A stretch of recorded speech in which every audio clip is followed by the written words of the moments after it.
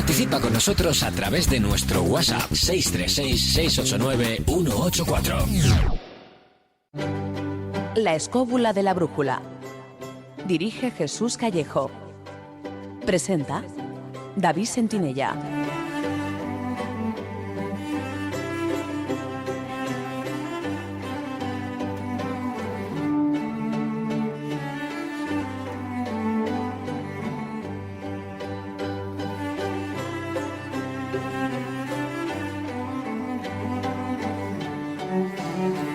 Hola, muy buenas noches amigos. ¿Qué tal estáis? Desde los estudios de Radio 4G FM en Madrid, os damos la bienvenida a una nueva edición de La Escóbula de la Brújula.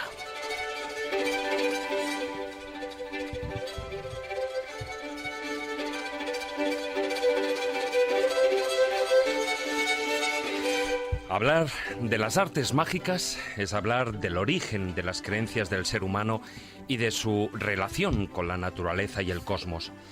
Los relatos relacionados con la hechicería llenan las antiguas civilizaciones y las culturas de tradición. Sin embargo, con el auge de la Iglesia cristiana en Europa, sus intentos de convertir a los paganos a la fe cristiana y las ansias por consolidar su poder, la Iglesia lanzó un ataque contra las herejías. Los grupos o personas que no obedecían sus enseñanzas fueron señalados como herejes y sentenciados a morir. Y la magia natural, que hasta entonces se había considerado moralmente neutral, fue considerada demoníaca. En el año 1484, el Papa Inocencio VIII proclamó una bula en la que las brujas y los hechiceros eran considerados herejes y adoradores del diablo. Esto, junto a la publicación del famoso Malleus Maleficarum, hizo que la Inquisición se expandiera por toda Europa, con unos resultados devastadores. Esta realidad, grabada a sangre y fuego a través del tiempo, forma parte de nuestra historia. Por eso, esta noche, hemos querido ahondar en la verdad de los sucesos, en el conocimiento social e histórico y en la presencia y el uso real de las artes mágicas que se dio durante siglos incluso en las cortes europeas. Para ello contaremos con la presencia de dos invitadas de lujo, María y Laura Lara Martínez, historiadoras, doctoras en filosofía y profesoras de Ciencia Histórica y Antropología en la UDIMA, en la Universidad a Distancia de Madrid. Pero además abriremos las secciones con el Zurrón del Caminante, que nos llevará hasta el extremo norte del macizo del Aznaitín, en el Parque Natural de Sierra Mágina de Jaén, donde se halla la Cueva de la Graja, un abrigo que alberga manifestaciones de arte rupestre que fueron realizadas entre 4.000 y 7.000 años atrás. Entraremos en el taller del pintor para analizar cómo ha sido representada por los artistas la fisionomía de la bruja y su evolución estética a lo largo del tiempo, desde la bruja malvada, ardiendo en la hoguera, representada en los manuscritos medievales, hasta la atractiva imagen de la visión actual en el cine.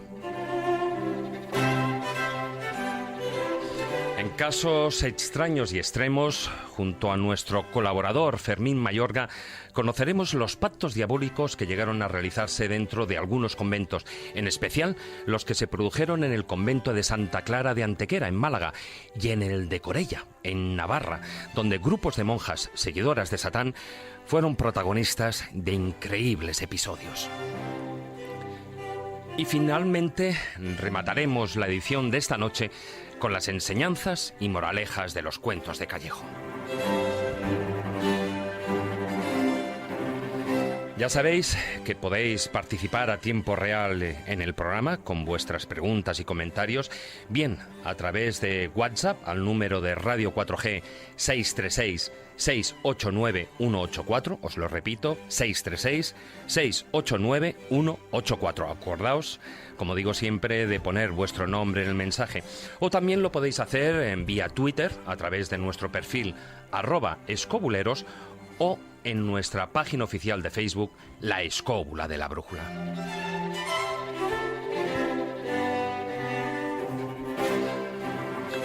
Dicho esto, y con la ayuda de Víctor San Román, que como de costumbre nos acompaña a los mandos de la parte técnica, nos subimos sin más demora a nuestra particular escóbula voladora para indagar entre magos, brujas y hechiceros, entre conjuros, invocaciones, pactos y maleficios, sobre la utilización de las artes mágicas a lo largo de nuestra historia. Así que, queridos escobuleros, comenzamos. Historia, leyendas, misterio, lugares mágicos.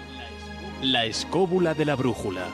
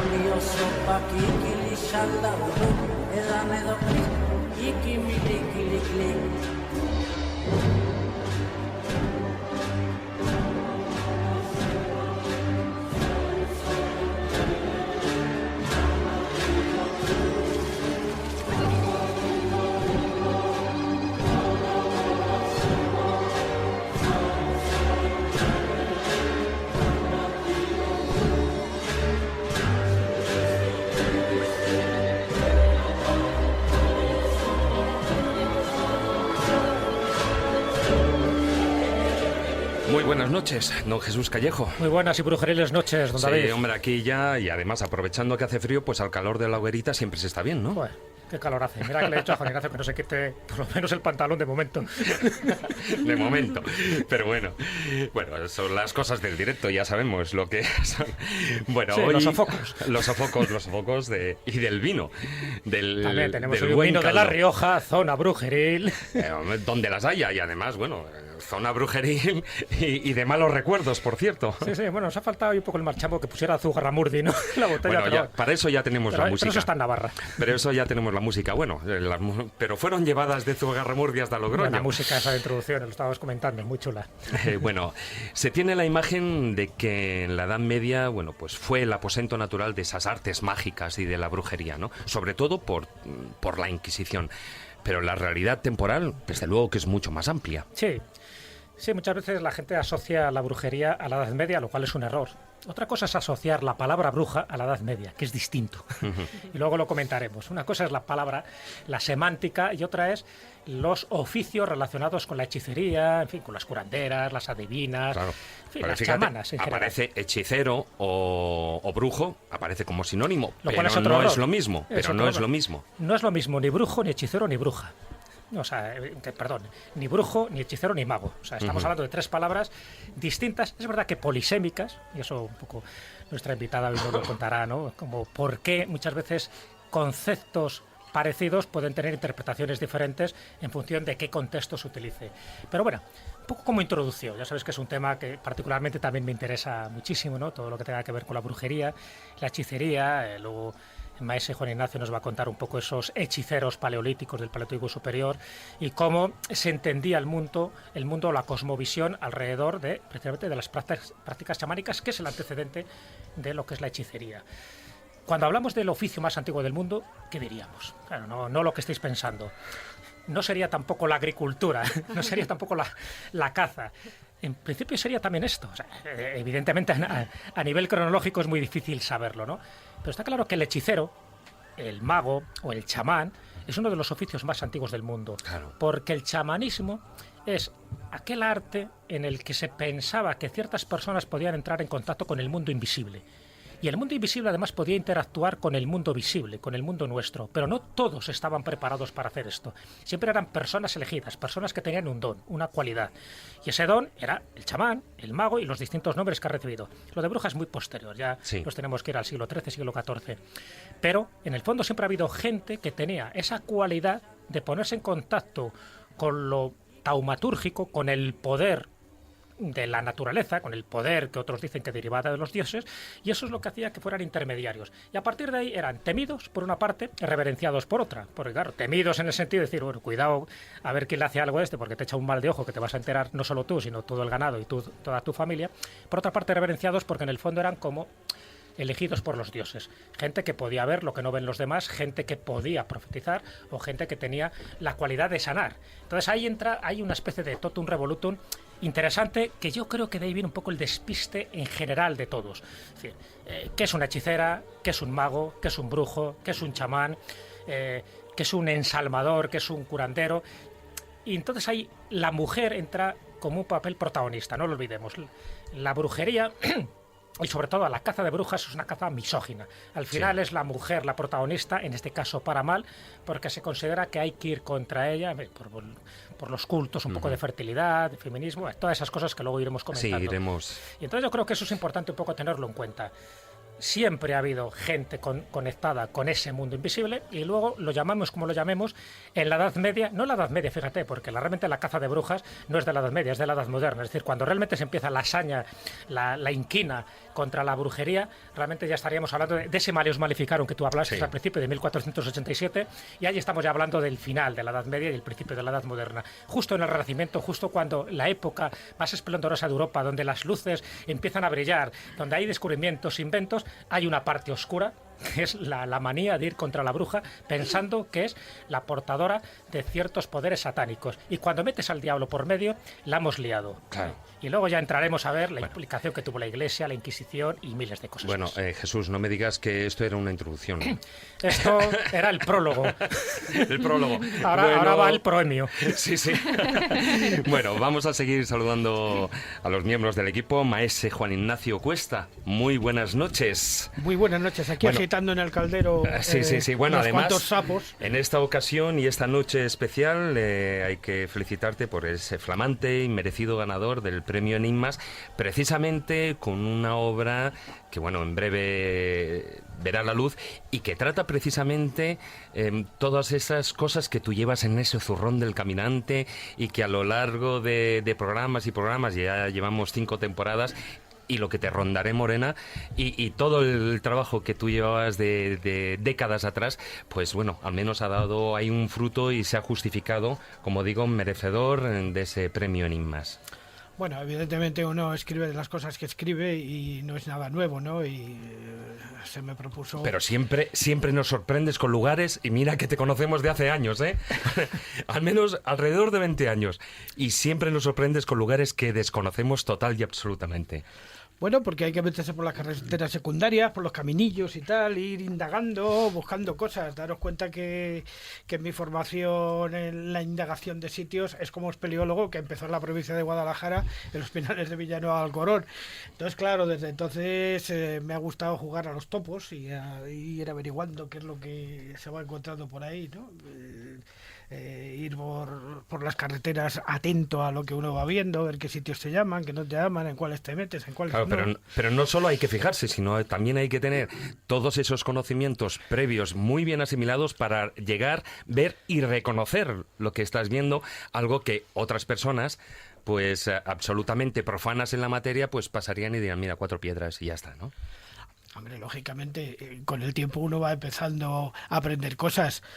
Yo cuando estaba de vigilante de incendios en Coveta hace muchísimos años, las cosas no me llamaban tanto la atención como ahora.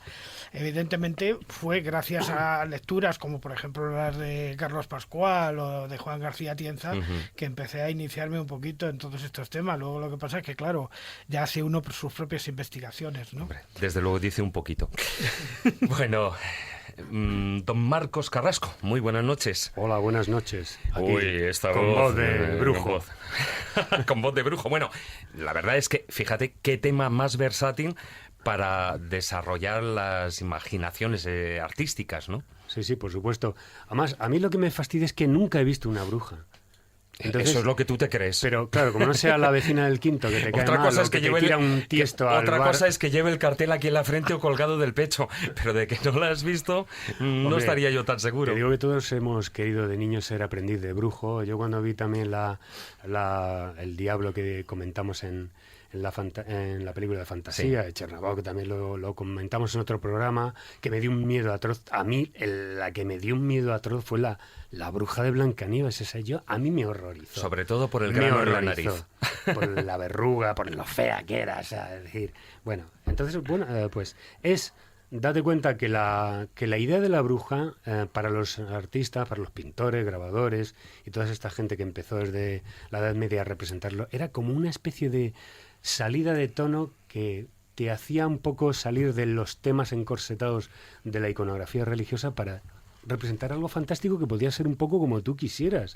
Es decir, bueno, la representación de una señora con faldas, con una escoba, que hace esto y lo otro, y que participa en unos aquelarres y hace una serie de actividades que no estaba muy probado que se hicieran así, con lo cual dabas rienda suelta a todo eso a un auténtico derroche de fantasía, y es lo que ha producido unas obras de arte pero preciosas. Claro. Y ahora veremos luego en el taller Es que del pintor. son motivos extraordinarios para eso, para imaginaciones fértiles, ¿no? Evidentemente, toda esa imaginería y todo lo que puede aparecer, que además, o sea, no tiene límites. Efectivamente, yo creo que incluso el artista, cuando crea una imagen, se retroalimenta con lo que ya hay, es decir, la crea y la forma, y esa forma se hace realidad.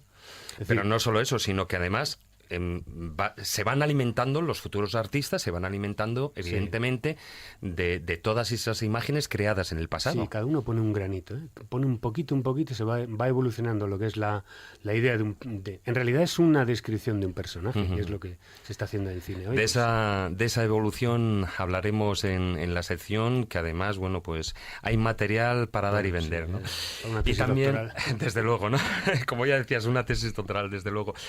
Y también nos acompaña, bueno, nuestro colaborador Fermín Mayorga. Don Fermín, muy buenas noches. Muy buenas noches. Nuestro experto en la Inquisición y ávido buscador de manuscritos y legajos de la época. Porque anda que no te has visitado tú bibliotecas y lugares... Archivos, que es donde archivos, donde es está verdad. la verdadera documentación brujeril. Tanto la biblioteca son libros. Sí, tienes Pero toda la donde razón. está todo el nexo de esta temática es en los archivos. Archivo Histórico Nacional, sobre todo, para que los oyentes de la escóbula se animen Sí. y se acerquen, que hay una sección que se llama Inquisición, y ahí están todos los tribunales del reino con todos sus autos de fe. Pueden sacar toda la temática que quieran. Huele a chamusquina esa etcétera, sección, ¿no? etcétera. Totalmente, huele a chamusquina. Pero espectacular, además.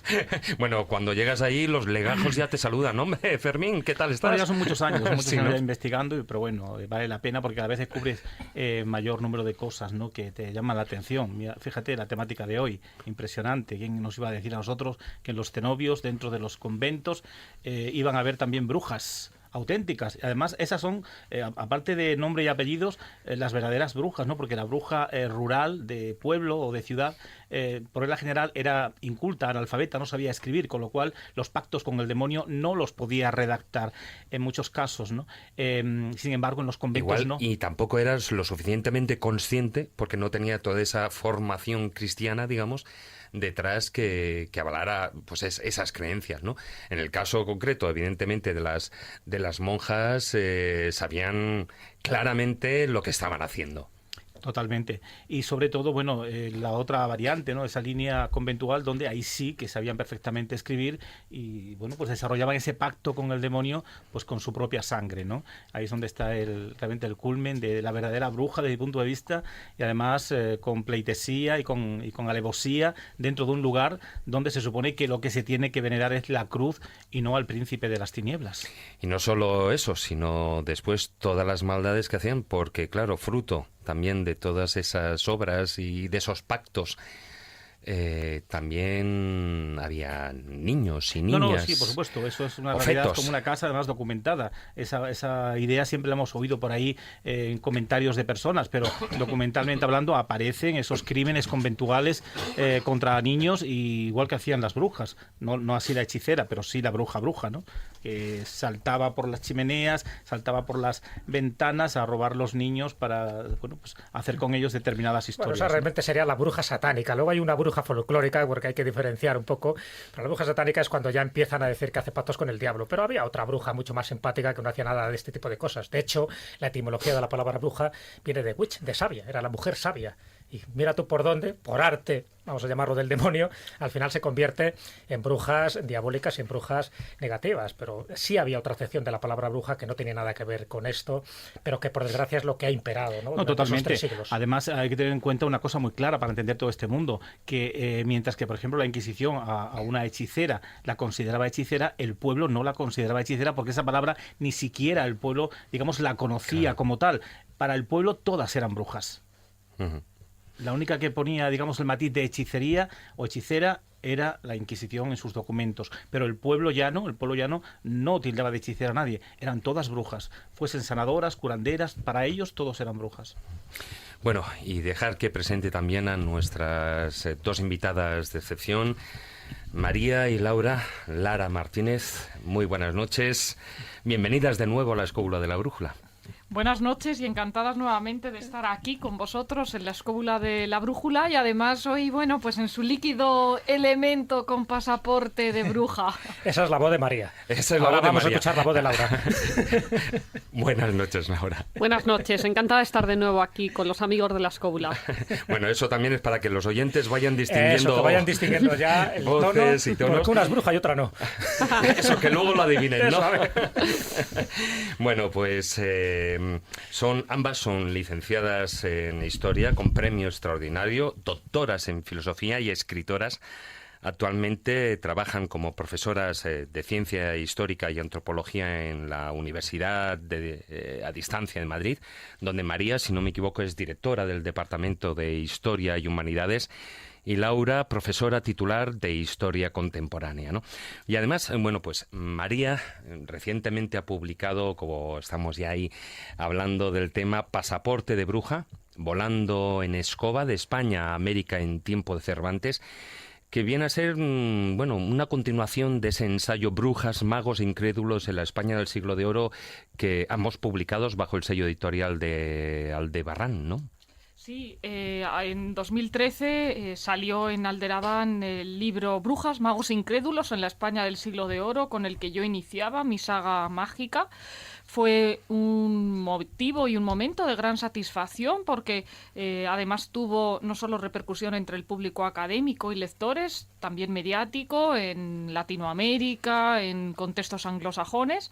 Y bueno, eso, junto con el estar enganchada ya a esos personajes encantados de la historia de la España moderna, me llevó a proseguir incesantemente la búsqueda en archivos, en bibliotecas también, porque aparte de los documentos, contrasto esa imagen o esos estereotipos de la bruja y del mago con las fuentes iconográficas, etnográficas, en realidad con el patrimonio, y trazando también paralelos entre lo que ocurría en España y lo que sucedía fuera de nuestras latitudes, en Francia, durante mis estancias de investigación en París y bueno, luego también en América, durante mis estancias de investigación como fellow en Harvard, pues tuve la oportunidad de ver cómo se dimensiona el fenómeno de la brujería en un mismo siglo, en el XVII, en una época de despliegue de los tercios hacia las batallas y también de pugna entre reforma y contrarreforma. ¿Quiénes fueron más furiosos? Unos en la España o en la Europa más meridional, otros más al norte, porque lo que está claro es que todo el viejo continente y después el Nuevo Mundo estuvo poblado de episodios de hechicería, de represión de las mismas y a veces no siempre con los clichés o con los estereotipos que nos han transmitido o se nos ha vendido de la Europa latina como más proclive a ejercer la agresión hacia la bruja. ¿Tú crees, María, dicho un poco perfectamente esta pequeña introducción, que había una bruja católica y una bruja protestante a la hora de ser tratada? Bueno, lo que había era un inquisidor católico y por otro lado un pastor protestante. Pero la que no bruja trataba igual claro, a esa señora acusada de brujería. El chivo expiatorio podría ser el mismo y la diferencia es dónde cayera. Rastreando matemáticamente la represión, porque creo que en materias como las nuestras, ciencias sociales, literatura e historia, pues los números vienen a poner unas dosis de objetividad añadida. localizaba que en la Europa moderna, en Centro Europa en concreto, en territorios alemanes, perecieron 25.000 personas en la hoguera por estos cargos. En el caso de la monarquía hispánica, 300 en Castilla, de un censo de 8 millones, según yo he podido rastrear. Esto me lleva a plantear cómo realmente, sin poder nunca justificar lo injustificable, hubo otros territorios que fueron más agresivos o fueron peores en la represión. Pero sobre todo tenían a Guillermo el Taciturno para meter la leyenda negra y para echarnos la culpa de todo y todas esas cosas, claro. Claro, es que la leyenda negra pesó mucho. Y también decía Jesús al principio que la bruja pues se la estigmatizó sobre todo en el Renacimiento. Bueno, me gustaría también poner sobre esta mesa, estos micrófonos, el hecho de cómo la Ilustración, con todos sus aciertos, el siglo de las luces, pues también contribuyó, y es algo más desconocido, pero a sembrar esa idea de que la bruja pues era alguien a que había que arrinconar, porque por un lado estaba el prisma de la razón para contemplar el mundo, pero también estaban esos dones o esos saberes sobrenaturales a los que se demonizó. Y, de hecho, uno de los padres de la ciencia contemporánea, en sus orígenes, Newton, el de la gravedad, él decía que la magia le ayudaba a tener experiencias místicas y la comparaba con la naturaleza. Y, sin embargo, ¿eso cuándo se ha sabido? Como los libros de alquimia que escribió, que son más que los que escribió sobre ciencia, vamos. ¿Es verdad? Bueno, pero que la faceta espiritual, mística, mágica de Newton cada vez está más reconocida. Era un gran estudioso de la Biblia, incluso profetizó un fin del mundo para el 2060, todavía nos quedan unos cuantos años, y es verdad que sus escritos de alquimia fueron increíbles. Pero bueno, un dato solo preciso, acabas de decir que según tus datos en España se ajusticiaron por el delito de brujería a 300 personas con una población de 8 millones. ¿Y el Liechtenstein? Pues en Liechtenstein fueron 300, igual que en España, pero de un censo de 3.000. O sea que un territorio que era prácticamente una plaza, una corrala de vecinos. Al 10%. Se lo cargaron. Ahí está. Permíteme añadir un matiz. De esas 300, ejecuciones que hubo por brujería en España, la mitad de ellas fueron por asesinato. Claro. O sea, y llevaban asociado un asesinato, no fue solo por brujería. Claro. Porque normalmente a la bruja, que era una mujer pobre y no se podía lucrar la inquisición de ella, se la daban unos azotes, se la mandaba a galeras y punto. No se gastaban dinero en quemar leña, vamos. Junto con facetas desconocidas de la Inquisición, la que más me indigna es la de que se colocara bajo el calificativo de bruja a personas que eran criminales, porque eran delincuentes comunes. Claro, ahí tendríamos que hablar, Laura, además tú eres también conocedora de esta temática porque has escrito el prólogo de ambos libros y, por supuesto, bueno, pues estás absolutamente al día de todas las investigaciones que ha venido realizando tu hermana. ¿Podríamos decir ahí qué se englobaba dentro o bajo el paraguas de la brujería? Porque en realidad, como estamos apuntando, como apuntaba María, bueno, pues fue un cajón desastre en el que se llegaron a incluir múltiples delitos dentro de lo que era la brujería. Sí, entraba desde la alcahueta, desde la mala vecina que trataba de intoxicar el ambiente social del pueblo, hasta lo que hoy llamaríamos médicas, farmacéuticas, astrólogas, mujeres que por haber nacido hembras, no podían acceder a los estudios universitarios y tenían que transmitir ese saber oral de generación en generación, de mujer a mujer dentro de la misma familia. A veces se dice que en el momento de Viernes Santo a las 3 de la tarde, cuando Jesucristo está muerto, transmiten ese mensaje las brujas de la misma familia, porque era el momento que la tradición marcaba en el que estaba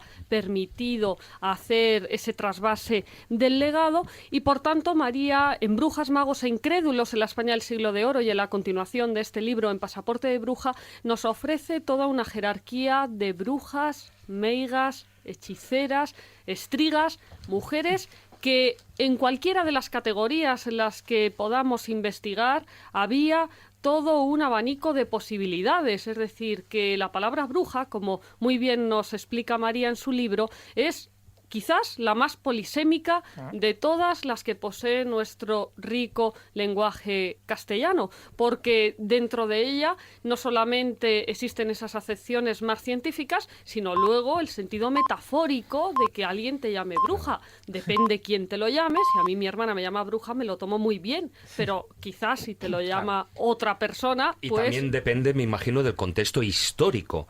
Porque en aquella época, bueno, pues cómo vivía la sociedad del momento, bueno, pues todos los procesos inquisitoriales, etcétera, etcétera, ya no solo en España, sino también en Europa. ¿Cómo los vivía? La sociedad de la Europa moderna, que en España llamamos siglo de oro, era una sociedad basada fundamentalmente en la hipocresía, ese vicio que yo en el prólogo de Pasaporte de Bruja, que titulo Las botas de los italianos, trato también de desenmascarar cómo la mentira, la hipocresía y la traición, esos tres vicios tan habituales en nuestros tiempos y en cualquier época histórica, que considero se vencen con el valor, la lealtad y el honor, hicieron también leña de las brujas en esa época.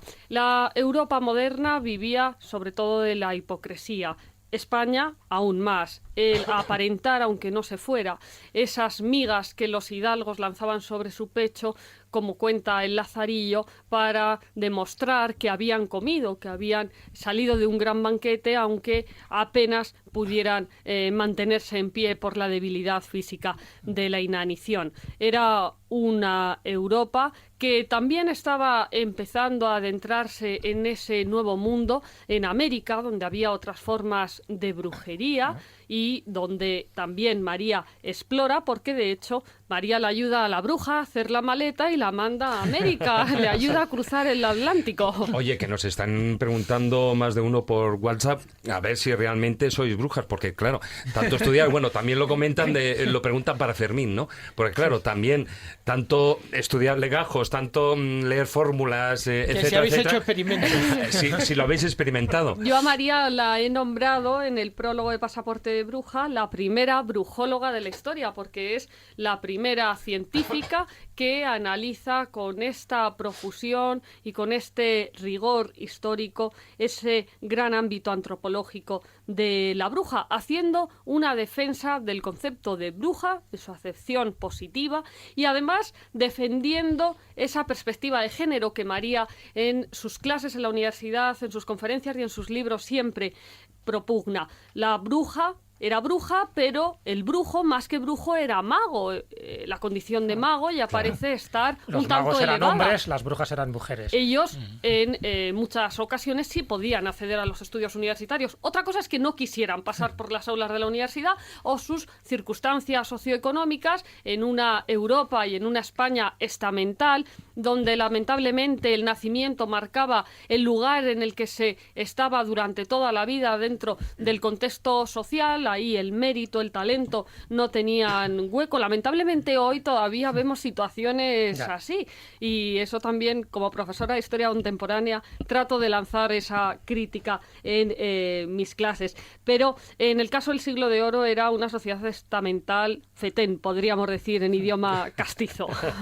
Bueno, igual que también dice Laura que yo soy la brujóloga, la primera brujóloga, yo he de decir que Laura, como están preguntando los oyentes, pues es una persona muy intuitiva.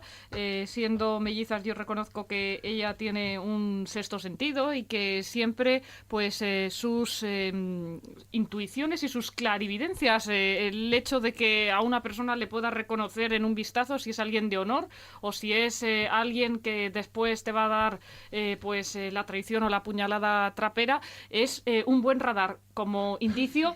Cuando yo voy conduciendo con el coche, si voy a una ciudad desconocida, me llevo el GPS. El GPS no funciona en manos de Laura, porque ella lleva el GPS en el cerebro. O sea que cuando ella ha dicho lo de que si mi hermana María me llama bruja, no me ofendo. O sea, más de una ocasión la has llamado bruja.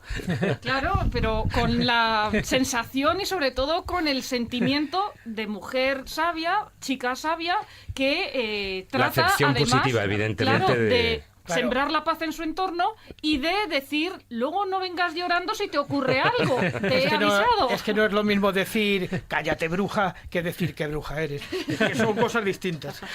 A ver, pregunta para Soy la una bruja buena. Para la brujóloga segunda, que en este caso es Laura, porque también es verdad, ese instinto, esa especial cualidad, ¿no?, que tenían aquellas mujeres de entonces, que todavía la siguen teniendo. Una pregunta, además, que va directamente entroncada precisamente por esa brujería que eminentemente era femenina. ¿Por qué tú crees que el 80% de los procesos inquisitoriales eran mujeres y no hombres? Quizás por esa animadversión que lamentablemente ha existido a lo largo de la historia hacia la mujer como heredera de Eva, la introductora del mal en el mundo, tratando de pervertir a Adán, bueno, y al resto de hombres después. Es un prejuicio totalmente teológico, fundamentado en la religión y que hoy en día también está presente en religiones que todavía siguen aplastando la dignidad de la mujer, considerándola un ser impuro y no hay más que pensar en el fanatismo que se demuestra en muchos estamentos islámicos, donde la mujer no solamente es un objeto, sino que a veces casi es invisible a pesar de esas telas negras que solamente dejan ver los ojos a través de una sutil rejilla. Creo que es algo que ha proliferado a lo largo de la historia, el considerar a la mujer un chivo expiatorio, quizás porque se envidiaba eso que ella podía hacer, el ser superior a los hombres, al menos en naturaleza, en un mundo en el que hoy defendemos la igualdad de género y la equiparación de los sexos. La naturaleza no ha podido todavía del hombre llegar al nivel en el que la naturaleza de la mujer está, sobre todo en relación al tema de la procreación, pero de cualquier forma yo creo que a lo largo del tiempo se ha temido esa inteligencia femenina, que no porque yo sea mujer, sino porque creo que es así, existe con una mayor sutileza o perspicacia que en los hombres, y así se la ha ido culpando de males, de conflictos sociales, considerada a veces como veneno para un pueblo, y María todavía refleja en Pasaporte de Bruja casos actuales de viudas, de mujeres en África, en la India, que al quedar desprovistas del amparo masculino se carga contra ellas y se las culpa de los males de su entorno. Incluso, algo que María y yo criticamos y nos resulta muy doloroso, a niños gemelos, que al verlos iguales o verlos en gemelos o albinos, tienen el mismo destino. En un entorno rural y parecerles no simpáticos, sino algo mágico, se cargan las cintas contra ellos. María, en Pasaporte de Bruja, levanta también la voz para defender a esos niños que en África hace unos años y todavía en nuestros tiempos están siendo acusados de propagar el SIDA, el ébola, y también hace una denuncia social. Porque el ébola empezó a ser considerado peligroso hace unos años cuando llegó a Europa y cuando llegó al primer mundo, entre ellos España. El ébola estaba presente en África desde los años 70 y la Organización Mundial de la Salud no se había preocupado por ella. Bueno, dejamos esta introducción aquí, luego hablaremos, bueno, pues evidentemente, por supuesto, de todo lo que supuso esa Inquisición, las vueltas que dio incluso también la evolución que tuvo el Santo Oficio y de muchísimas cosas más, porque como ya recordaba, como decía en la introducción, en las cortes de Europa también había gente, había reyes, había nobles que consultaban a brujos y que consultaban a hechiceros y bueno, astrólogos que también eran, por supuesto, tenidos en cuenta como tales y que iremos desarrollando luego en el filandón.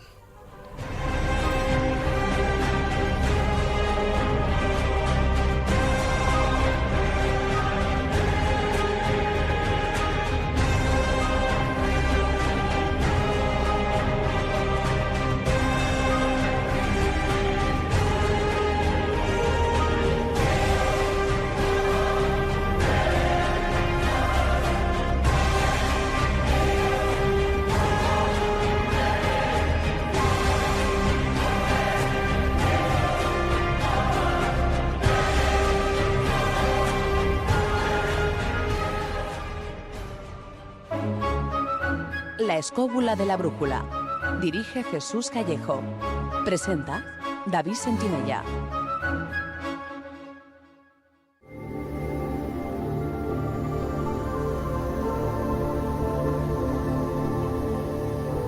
El zurrón del caminante.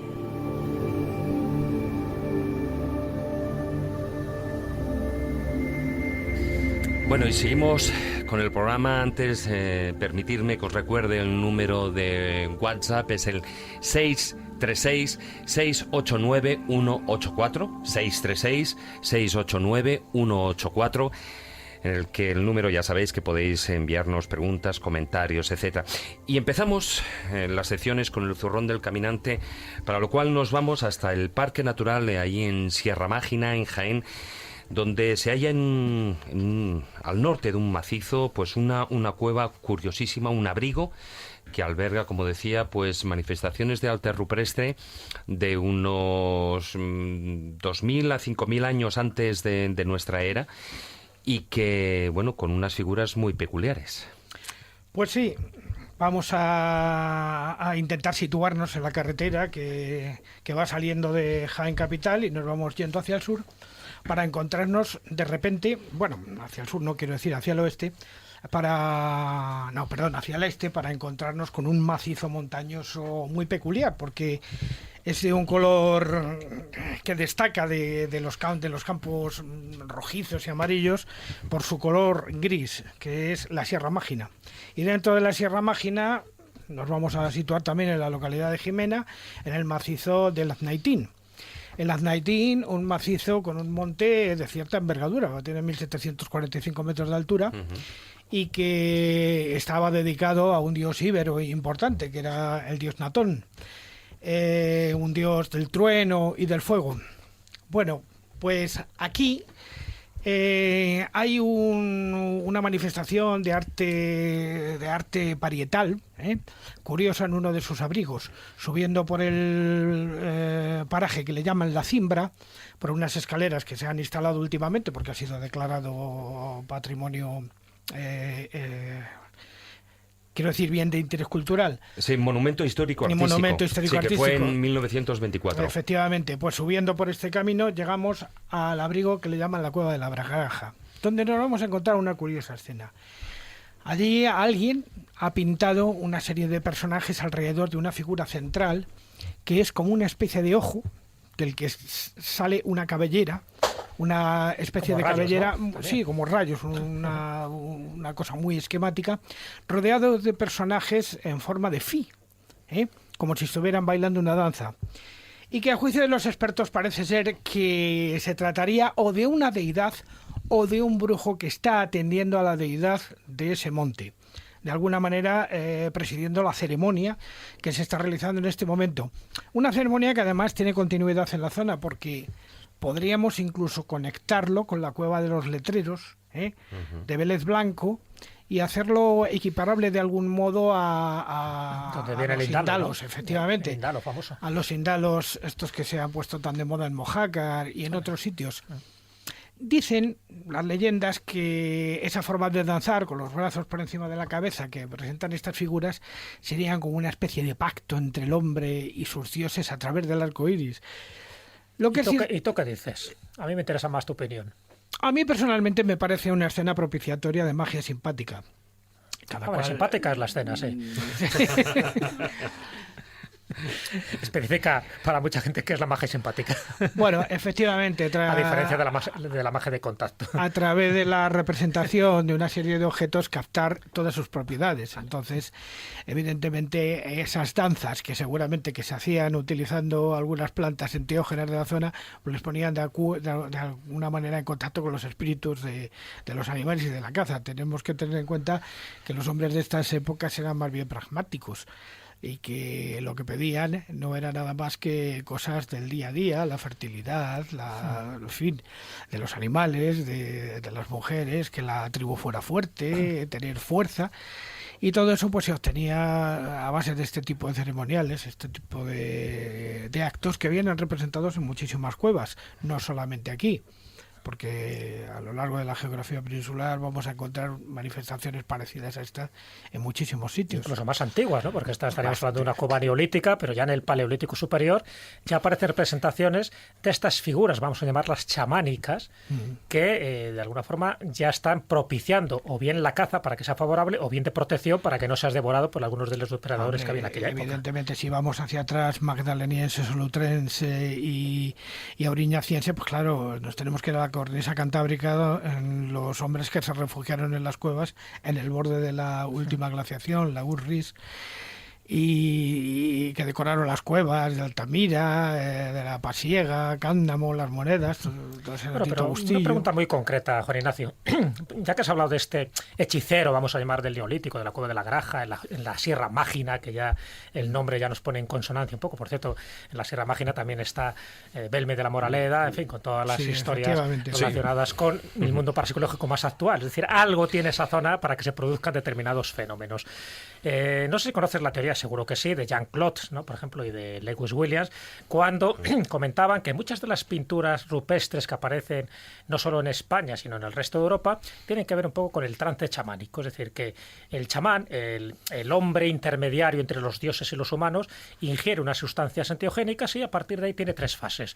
La primera fase sería lo de los puntos, zigzags y tal, que aparecen en muchas de las cuevas. La segunda ya serán las representaciones de animales conocidos, precisamente por esa magia simpática. Y la tercera es donde normalmente el chamán queda representado como una persona híbrida entre un hombre y un animal, o un hombre y una bestia, ¿no?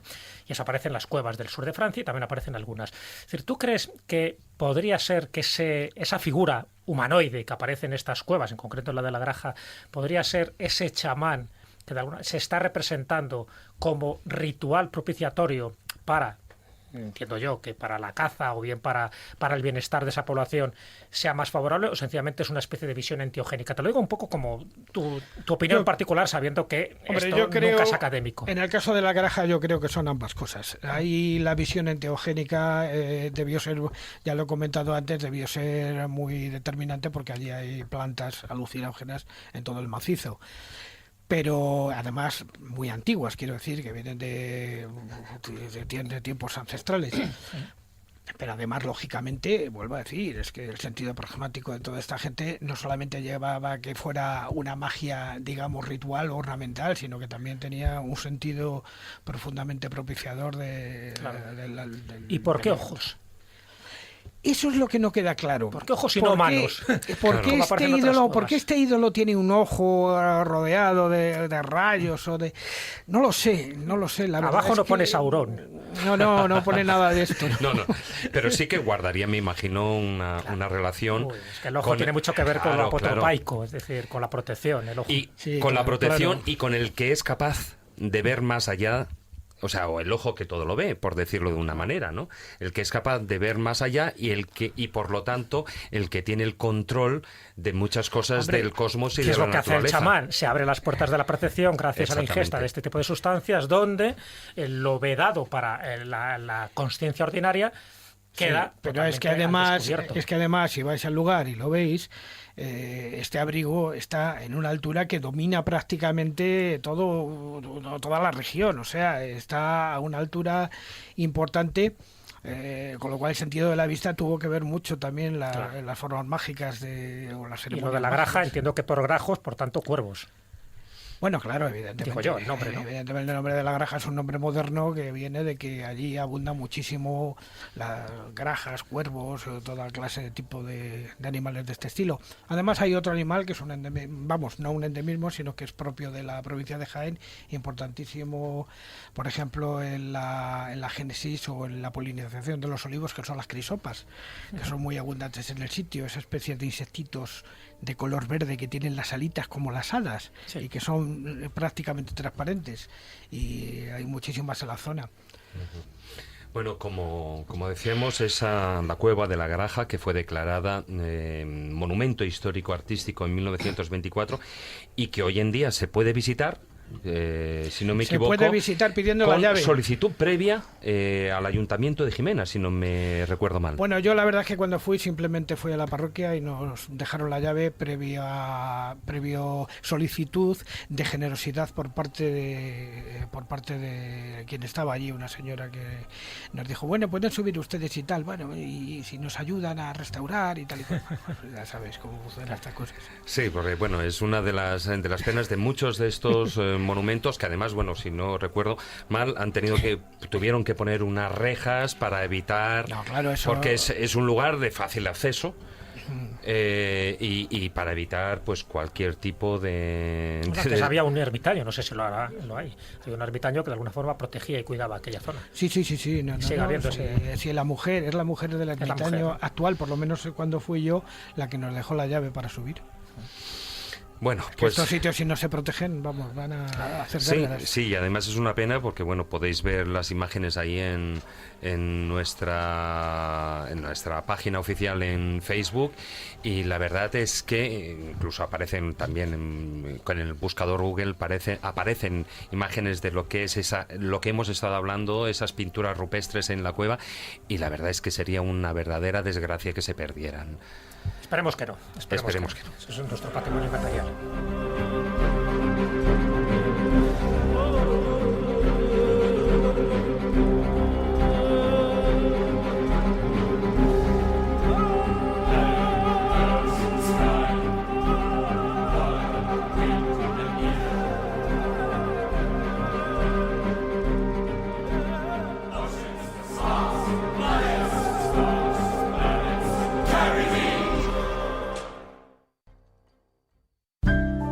La escóbula de la brújula.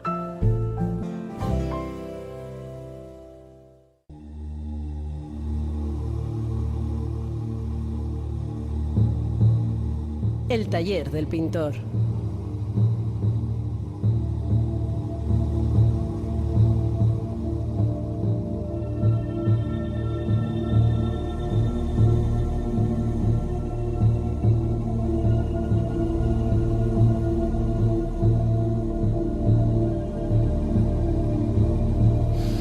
Bueno, y cambiamos de tercio, aunque seguimos, por supuesto, dentro de la línea de este programa de magos, hechiceros, artes mágicas, por supuesto, brujas. Y hablando de brujas, precisamente, Marcos, anda que no ha cambiado la estética a lo largo del tiempo. Muchísimo. Sobre todo la estética, la visión desde esas brujas feas, con verrugas y tal, o absolutamente, incluso alguna de ellas pues está hechas, ¿no? Hasta con jorobas, a las bellezas actuales que representa el cine. Bueno, actuales y un poco más anteriores. Ahora bueno, es una pena que este programa no sea en televisión, o sea, podamos ver estas imágenes, aunque yo os invito a que os paséis por la página de Facebook, La Escóbula de la Brújula, porque he colgado todas las imágenes que voy a hablar ahora, ¿no? Bueno, vamos a hacer un rápido recorrido, porque en realidad esto da para una tesis doctoral, como podéis imaginar, y a mí lo que me interesa es ver cómo se crea poco a poco a lo largo de la historia la fisonomía de la bruja, de dónde sale la escoba, de dónde sale todos esos elementos, calderos, búhos, gatos, etcétera. Entonces... Sí, sobre todo, ¿de dónde viene la escoba? Porque además... Tú dibujaste lo que es el logo de la escóbula de la brújula. Bueno, a ver, me tocó a mí como parte del equipo, y además al principio iba a ser como tú has dicho, una bruja fea, con un grano aquí, con una nariz encorvada, pelo. Nos hemos modernizado. Y dijimos, esto hay que romper porque esto es un programa rompedor, vamos a hacer un logotipo rompedor. Entonces, realmente representamos una joven bruja, embrujada, subiendo... no a horcajadas de la escoba, sino surfeando encima, con lo cual cambia completamente el concepto tanto de la idea del programa como algo distinto e innovador, como la idea de la brujería. Es decir, la escoba, todos sabemos y se ha dicho en muchas ocasiones que se trata por la aplicación de ciertos ungüentos en las ingles, las axilas, pues de estas brujas, que precisamente esas partes de la piel eran muy sensibles para la penetración de esas historias. Entonces, lo que es la escoba ya aparece en los manuscritos medievales, lo que son las marginalias, en los márgenes, y ya aparece pues una señora con unos tocados que, bueno, pues pueden ser de este estilo medieval. No aparece el típico sombrero, que ya veremos después de dónde sale, pero aparece ya montada en una escoba. Concretamente, esto lo podemos ver en el siglo XII-XIII, cuando ya viene toda esa iconografía que nos viene de Francia, que es una lucha encarnizada, lo que tiene de Francia y de Alemania, lo que tiene con las brujas, ¿no? Concretamente, en lo que es en las crónicas de Francia del siglo XIII, es un manuscrito que está con gran profusión de imágenes, ya aparece las brujas, que son unas damas con sus peinados, aparecen también puestas en estos tipos de cepos, que es no sé cómo se llamaba esto, son unos cepos medievales. Sí, son cepos circulares, además, con lo cual muchas veces lo que hacían es que te distorsionaban las extremidades, ¿no? Porque a veces jugaban un poco con la rueda para que también sufrieran tanto estiramientos tus brazos y como tus piernas, efectivamente. Bueno, pues aquí todavía no aparece, son mujeres sencillamente en las que una serie de individuos, hombres, están ahí avivando el fuego y las están prácticamente haciendo Pero fíjate, esas imágenes que tenéis ahí, que más los oyentes podrán ver en nuestra página, la de las brujas, lo de las brujas que yo recuerdo es el grabado más antiguo donde aparece una bruja montada en una escoba. Es de un manuscrito francés del año 1440. ¿Qué quiere decir? Que hasta el siglo XV no aparecen representadas montadas en escobas. Antes sí, aparecen de otra forma, en fin, torturadas, haciendo hechizos, maleficios, etcétera. Pero montadas en una escoba, y además fíjate que en dos escobas están montadas. Sí, una con la escoba tradicional, por decirlo así, y la otra sin tener un poco lo que es el palo exclusivamente. Solamente el palo, sí. Solo el palo, que es llamativo, ¿no? Porque de alguna forma te está dando un mensaje, que luego, además lo comentará, luego Goya, cuando hace una representación de la bruja, lo hace con el palo al revés. Es decir, siempre esa inversión un poco de los valores y de la iconografía establecida. Pero bueno, que es muy interesante porque eso es lo más antiguo que se conoce a nivel de bruja montada en escoba de un manuscrito francés de 1440. Eso es. Bueno, realmente, a partir de lo que ha comentado antes David, de la publicación del Maleus Maleficarum en 1487, aquí ya asistimos como a una convivencia paralela de dos cosas. Es decir, por una parte, y concretamente mucho más en Italia, con el gusto y el interés creciente por el ocultismo y el amor por lo clásico. Es decir, y este es el escenario que se encuentra nuestro gran artista, grabador, pintor, dibujante Alberto Durero, cuando en uno de estos viajes que va a Italia ve toda esa serie de desarrollos que también Leonardo da Vinci y Miguel Ángel ven y sacan la inspiración y rompen con los modelos medievales, los modelos de los Países Bajos, que eran otro tipo de figuración un poco menos formada. Y nos deja, bueno, me quiero detener aquí un poco en esta imagen, porque él crea un grabado que se llama Las Cuatro Brujas en 1491, que es realmente impactante, porque a mí me parece muy singular. Es como podéis ver, yo los enseño aquí a los participantes en este programa de hoy, son como las tres gracias, pero le he añadido una cuarta persona atrás. Las tres gracias viene ya desde muy antiguo, la colocación viene desde, hemos visto pinturas de Pompeya, mosaicos romanos, luego concretamente en el Renacimiento pues tiene Tiziano, lo tiene Rafael Sanzio, Rubens, Botticelli las hace muy bonitas.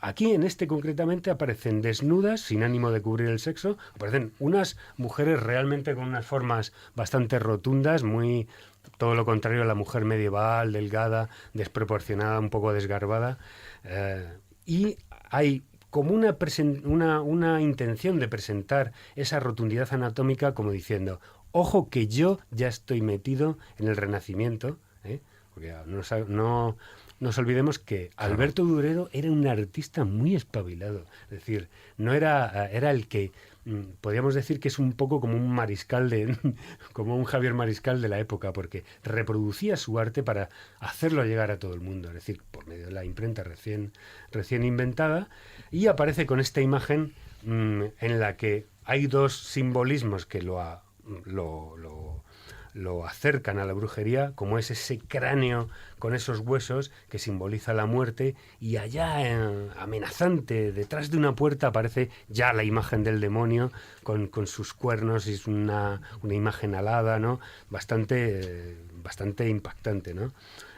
A ver, desde la época medieval se vincula a las brujas pues con estos elementos simbólicos, con los cráneos, con las escobas, con los calderos, con los animales de todo tipo, como la lechuza, el gato negro. Durero, a ver, aquí nos ofrece como una especie de ejemplo magistral en la fusión. ¿Cómo se forma la creatividad? Es decir, voy a coger un icono antiguo y le voy a dar una transformación. ¿De dónde viene este icono antiguo de las tres gracias? Pues nada menos que las tres gracias de la antigua Grecia clásica, que son las hijas de Zeus, y vincula, atención a esto, que son sus nombres: Eufrósine, Talía y Aglae, que eran las diosas, una del hechizo, otra de la alegría y otra de la belleza. Pero en distintas posiciones, todas a lo largo del tiempo se manifiestan así.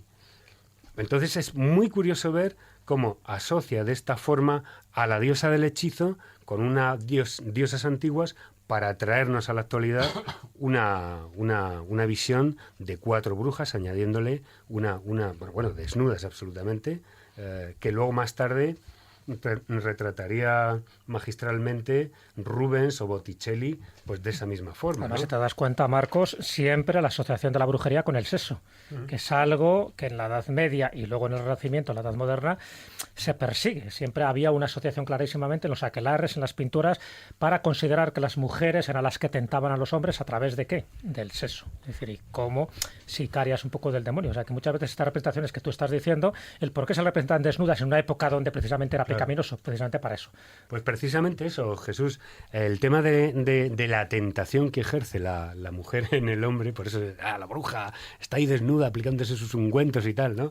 Entonces, en el tríptico de las tentaciones de San Antonio podemos ver muy bien esta historia de San Antonio, sí, que es tentado una y otra vez, y aparecen numerosas veces en la historia de la pintura, como claro, que él quiere tener una vida devota y de contemplación, y vienen pues las mujeres a provocarle y a sacarlas de su cueva y de su meditación. Aquí en este cuadro es un tríptico de las tentaciones de San Antonio del Bosco, pintado en 1501, es contemporáneo a Durero. Fijaos que la figuración claro, es clásica y muy bien formada, y la otra está todavía en este tema medieval que está sacado de los manuscritos, etcétera. Pues ahí aparece en la esquina superior derecha una imagen bastante peculiar, que es una pareja que se dirige al sábado, al aquelarre, en la que además es curioso porque están montados encima de un gran pez, y ella se monta, escoba. Ella se monta como encima como en las Vespas se montaban las chicas de los años 60. O sea, no va ahorcajada, va de lado. Claro. Y el pez les lleva hacia el aquelarre, y este hombre tiene una pértiga en la que aparece ya un caldero con las pociones mágicas, y esto estamos hablando del año 1501, el Bosco con su, arrolladora imaginación, que nos deja absolutamente, como preludio un poco del surrealismo que han vivido Dalí y otros muchísimos pintores, de toda esta imaginación que hay aquí. Hay un pintor que os quiero que os fijéis bien en él, porque él detalla pormenorizadamente las actividades del aquelarre de las brujas. Se llama Franken el Joven, y aparece un cuadro que os he dejado también en la página, que es el aquelarre de las brujas de 1606. Bueno, aquí hay muy pocos pintores se han esmerado con tanto detalle en lo que hacen las brujas en el aquelarre, y hay una serie de actividades aquí, pero increíbles, ¿no? Aparecen con mucho detalle, pues, conductas impúdicas, brujas enseñando partes del cuerpo, haciendo contratos con el diablo, aparece un diablo ahí escribiendo en una mesa, teniendo relaciones con diablillos, haciendo pociones mágicas. Bueno, en fin, es una maravilla. Pasando un poco como un salto en el tiempo y nos metemos de lleno en el romanticismo, seguimos viendo cómo va cambiando la idea de la bruja, pero tenemos todavía la idea de que esa vestimenta de la bruja todavía no la tenemos clara como la tenemos con el sombrero, las escobas. Pero aquí en España tenemos uno de nuestros grandes pintores que además pintó mucho el tema relacionado con las brujas y con los aquelarres. Estaba obsesionado, Goya. Goya, claro, que precisamente es el que iba a mencionar ahora, pero no, por ejemplo, con el tema de las pinturas negras, que es absolutamente evidente. Si nos ponemos a investigar, encontramos 6 cuadritos que Goya le regala a la duquesa de Osuna, que son estaban en una el Parque del auténtica Capricho. maravilla. Están en el Museo del Prado, ojo, no son más grandes de tamaño que un DIN A4, ¿eh? Y hay que, claro, si te dejan acercarte para poder ver y estudiar con detalle. Aquí es donde vemos, a ver, yo es que esto me gustaría saber si Goya lo vio de verdad, ¿eh? Eso os puedo dar una pista. Danos, a ver. A ver, el libro Pasaporte de Bruja incluye también pues una esmerada selección. Quería también combatir esa idea de la bruja vieja y fea con las verrugas. Y por eso, bueno, pues en el libro anterior la portada era la bruja de Durero, aupada entre leones, y en este caso es la dama de honor de un pintor de la hermandad prerrafaelita de Millet, y precisamente está sujetando un anillo nupcial siguiendo una tradición celta anglosajona que decía que si la dama de honor pasaba 9 veces un pequeño trozo de tarta de la boda por el anillo y miraba hacia el infinito, contemplaría su futuro sentimental. Es una chica con el pelo 9 largo, veces, ¿no? simpática. 9. Así es. O sea, siempre impar. Estamos siempre en lo Todos los mismo, ¿no? rituales Siempre el tienen que ser número impar. El 3, el 7, el 9, el 5. Y precisamente lo de Goya también, bueno, pues me ha inquietado mucho porque yo, estando en los archivos, me encontraba con las imágenes de Goya, pero narradas ya fuera en Andalucía, ya fuera en Navarra, en Galicia o incluso pues fuera de nuestras fronteras. Y decía, ¿cómo pudo Goya? Debió de vivir esa situación, porque si no, llegar a un mismo cuadro irreal que el que las brujas relataban a los inquisidores. Bueno, pues es que cuando el auto de fe de Logroño en 1610 hubo una relación de los hechos, pensemos que ese auto de las brujas de Zugarramurdi congregó en Logroño a nada más y nada menos que 30.000 espectadores. O sea, que es que era, bueno, Era más que el pueblo. furia, Sí, sangre. Además, bueno, pues es que todos los autos de fe estaban arropados por verbena, por corrida de toros, aunque entonces no se llamaran así, y por mercadillo. De hecho, la gente se subía a los tejados de la Plaza Mayor para tener primera fila y además, bueno, pues hacían su agosto, como ahora cuando hay fútbol y van a vender pues objetos de los equipos contrincantes, pues en esos momentos vendían hábitos, cíngulos, cilicios, elementos para hacer penitencia, y la gente se lo compraba pues para que vieran Era un que espectáculo eran público, cristianos viejos. Bueno, pues en ese Bueno, marco... de hecho, si no me equivoco, María, muchos historiadores lo han comparado con lo que era ir en la antigua Roma a los gladiadores. A los gladiadores, era Claro. lo mismo. Era circo, Claro. pan y circo, claro, que es lo que animaba a la gente. Y además, encima, auspiciado con la bendición de la Iglesia, de las altas jerarquías civiles también, pues estaba bien visto que hicieran este tipo de espectáculos, porque pensaban, dice, bueno, unos cuantos menos, malos, y por lo tanto, pues tenemos más posibilidades de ganar el cielo los demás. O sea, que había Claro, como- en época de los Austrias, además, si no llegaba la flota, si los piratas asaltaban el barco que traía los tesoros y llegaba además una epidemia de peste, pues todo eso eran los pecados de la monarquía, y todo eso pues estaba también relacionado con la predestinación. Entonces el tema de la ejemplaridad era importante. Y, como decía, hubo una relación de los hechos de Zugarramurdi, mejor dicho, del auto de fe, pero 2 siglos más tarde hubo un intento por parte de Moratín de volver a reeditarlos. Y claro, en esas conversaciones de patriotas que malamente fueron llamados afrancesados cuando lo que querían era que se desvaneciera el antiguo régimen cargado de pecados y de defectos que el progreso tenía que combatir a través de una mirada de luz hacia esa superstición y hacia ese fanatismo, pues ahí es en esas tertulias en las que de Moratín va a escuchar esas conversaciones del siglo XVII en sus inicios, y así es como las pinturas negras, junto con esa enfermedad, la sordera y la decrepitud al ver la decadencia cultural de España, pues es ahí cuando el de Fuendetodos decide captar como si fuera un fotógrafo esas instantáneas contadas de oídas, cuando en Zugarramurdi se decía que había mujeres que tenían la capacidad de convertir en animales a los hombres, o incluso que había escuelas de brujería para niños. Pues algo de eso hubo de ver, en esa capacidad de Goya de interpretar lo que oía como si fuera un cronista, un periodista, un reportero gráfico del romanticismo del siglo XVIII. Que hizo lo mismo, ya lo hablamos, con la tauromaquia. Hizo lo mismo. Lo mismo, además viene de Moratín, de lo que le relata Moratín, de todo el desarrollo de la tauromaquia, etcétera. En uno de estos dos cuadritos que aparece pequeñitos, es que lo que estamos hablando aparece, está titulado la aquelarre, hay un macho cabrío en el centro con sus cuernos imponente, y hay una serie de mujeres que le están ofreciendo niños recién nacidos. Incluso hay una que está muy escondida detrás, que lleva un palo en la que lleva ensartados varios fetos momificados. Y uno está abajo. Es decir, hay que tener un ojo muy... Y ese cuadro es conocido, ¿eh? Fíjate Muy que conocido. en ese detalle yo nunca me había fijado. Sí, está ahora en el Museo del Prado. Son los que pintó para la Duquesa de Osuna, que estuvieron durante mucho tiempo en el Capricho, en el Parque del Capricho. Entonces, tenía una información fidedigna de todo este tema, y lo plasmó como nadie. Es decir, además en cuadritos que no eran grandes despliegues como las pinturas negras, pero aquí está una gran información que debió, vamos, o por lo menos circular entre la gente y ser de alguna forma cierta.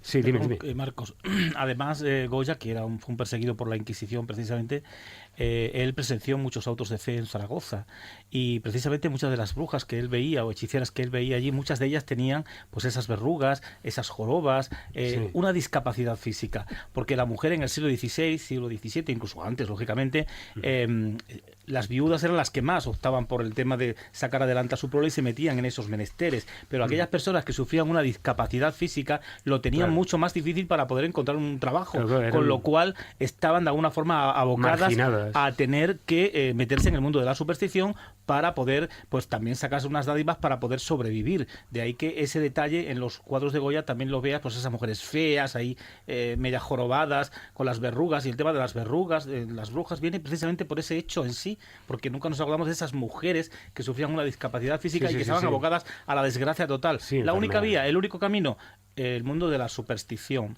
Y además enfermedades de la piel y todo esto, sí. Claro.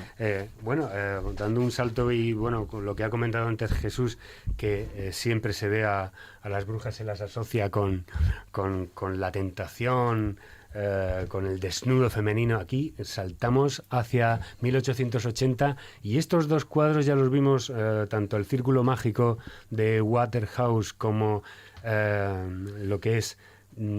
¿cómo se llamaba este? Las brujas yendo al sábado, de Luis Ricardo Falero, que eran muy sensuales, muy lujuriosos. Ya lo vimos en nuestro programa del primer aniversario de la Escóbula, que fue también muy característico de ver cómo ya se banaliza lo que es la visión de la bruja, ya intentando que esto no nos dé miedo, y se da una especie de despliegue sensual. Este pintor lo hace como ninguno, para encontrarnos un poco, dar unos ejemplos en la actualidad, como pues series como Embrujada o la de Blancanieves, que tú y yo seguro que, como somos de la misma quinta, hemos visto. Ahí lo de Samantha, ¿no? Cuando se tocaba la nariz, no me lo perdía yo nunca. ¿Quién no hubiera querido tocarse la nariz?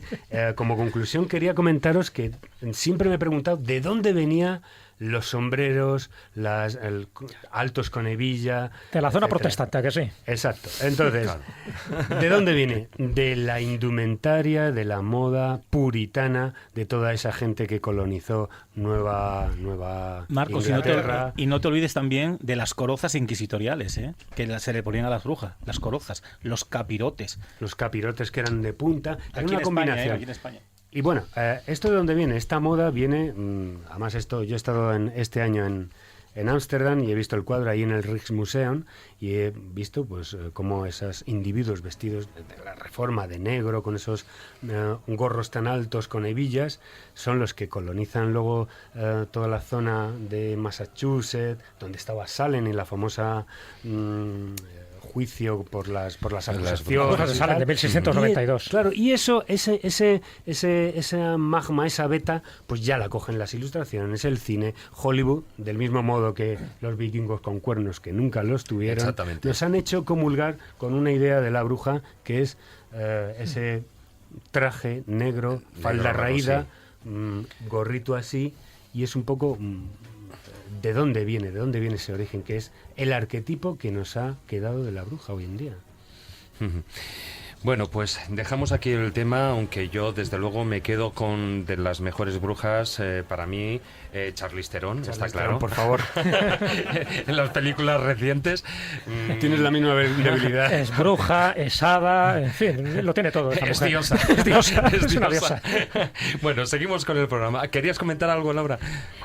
Así es, en Pasaporte de Bruja, María incluye numerosas ilustraciones que los lectores, yo incluida, no hemos visto a lo largo de estos años, es decir, que son imágenes totalmente desconocidas para el lector de bibliotecas, no solo españolas, también del extranjero, como por ejemplo una imagen de unas brujas inglesas contemporáneas a Pedro de Valencia en torno a 1612 que van subidas en un cerdo. Aparecen 3 brujas vestidas casi pues como unas aldeanas, con una especie de velo y con atuendo rural, pero están subidas en un cerdo, no en una escoba. O también otras como la hechicera sentada hojeando un libro, esa mujer sabia nuevamente, con los pies en el círculo cabalístico, delante una caldera y hacia el fondo murciélagos en una especie de cueva, un anónimo español del siglo XVII. De ahí que Pasaporte de Bruja sea un magnífico libro en el que María nos explica de forma magistral en qué consistía la brujería en el siglo de oro, con el valor universal de la palabra y también con esa recopilación de imágenes inéditas hasta el momento.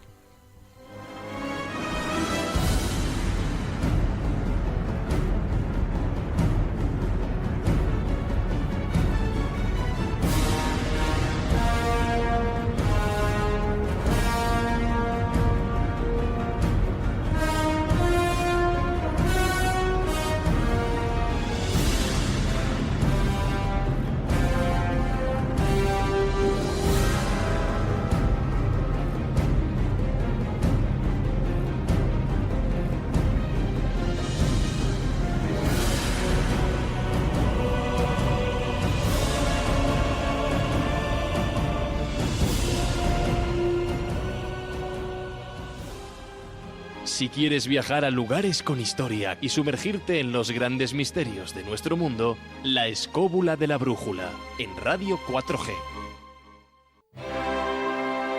Casos extraños y extremos.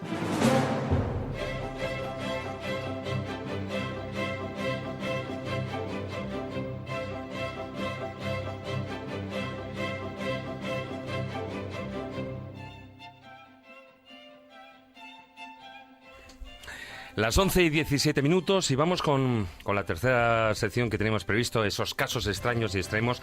Ya tenemos ahí preparado a nuestro colaborador, a Fermín Mayorga, porque hoy, además, hablando de ese tema, esos pactos diabólicos en los que, bueno, pues en muchas ocasiones eran acusados por la Inquisición, pero los casos más, digamos, más dramáticos o que puedan llamar más la atención no eran los de las brujas que vivían en, digamos, que era gente normal de la calle, en los bosques, no.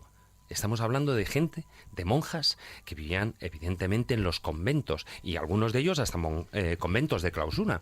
Sí, además, como dijimos anteriormente, digamos que la bruja de civil muchas de ellas, lógicamente, podían ser sabias porque conocían perfectamente las plantas medicinales que existen, ¿no?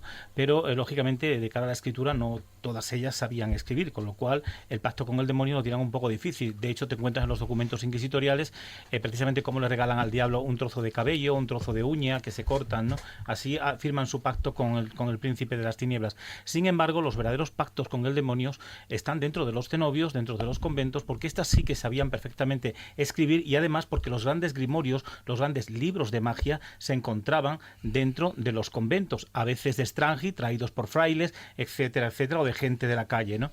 Bueno, esto, por ejemplo, sucedió en Corella, donde precisamente un grupo de carmelitas, lo forman 14, de esas 14, 7 monjas van a crear una secta satánica dentro del convento, van a rendir pleitesía al diablo, van a, bueno, pues a despotricar contra Jesucristo, van a coger la hostia consagrada y en vez de tomársela, bueno, pues la van a guardar, le van a clavar alfileres y la van a utilizar para luego hacer determinados ungüentos, ¿no? Pero quizás lo más radical de estas monjas, amén de hacer sus aquelarres que volaban por el aire desde su convento al convento de los frailes carmelitas de Corella y a la inversa, es que se dedicaban lógicamente a hacer lo que se hace en los aquelarres de brujas en sí, ¿no? Que era, bueno, pues desnudarse, fornicar dentro del convento y además parir.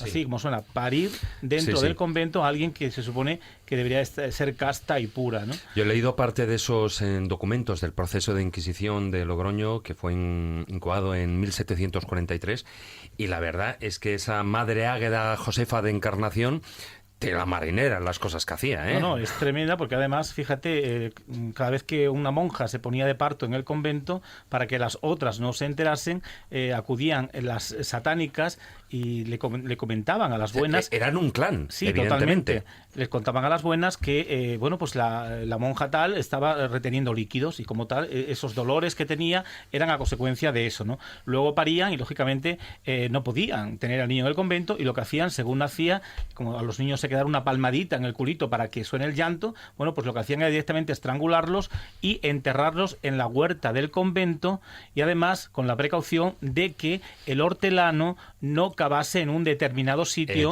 donde estaban enterrados los fetos, lugar al que ellas ponían flores que luego recogían sembraban ahí, ¿no? Sí, para luego ponérsela pues a las imágenes que tenían dentro del convento, ¿no?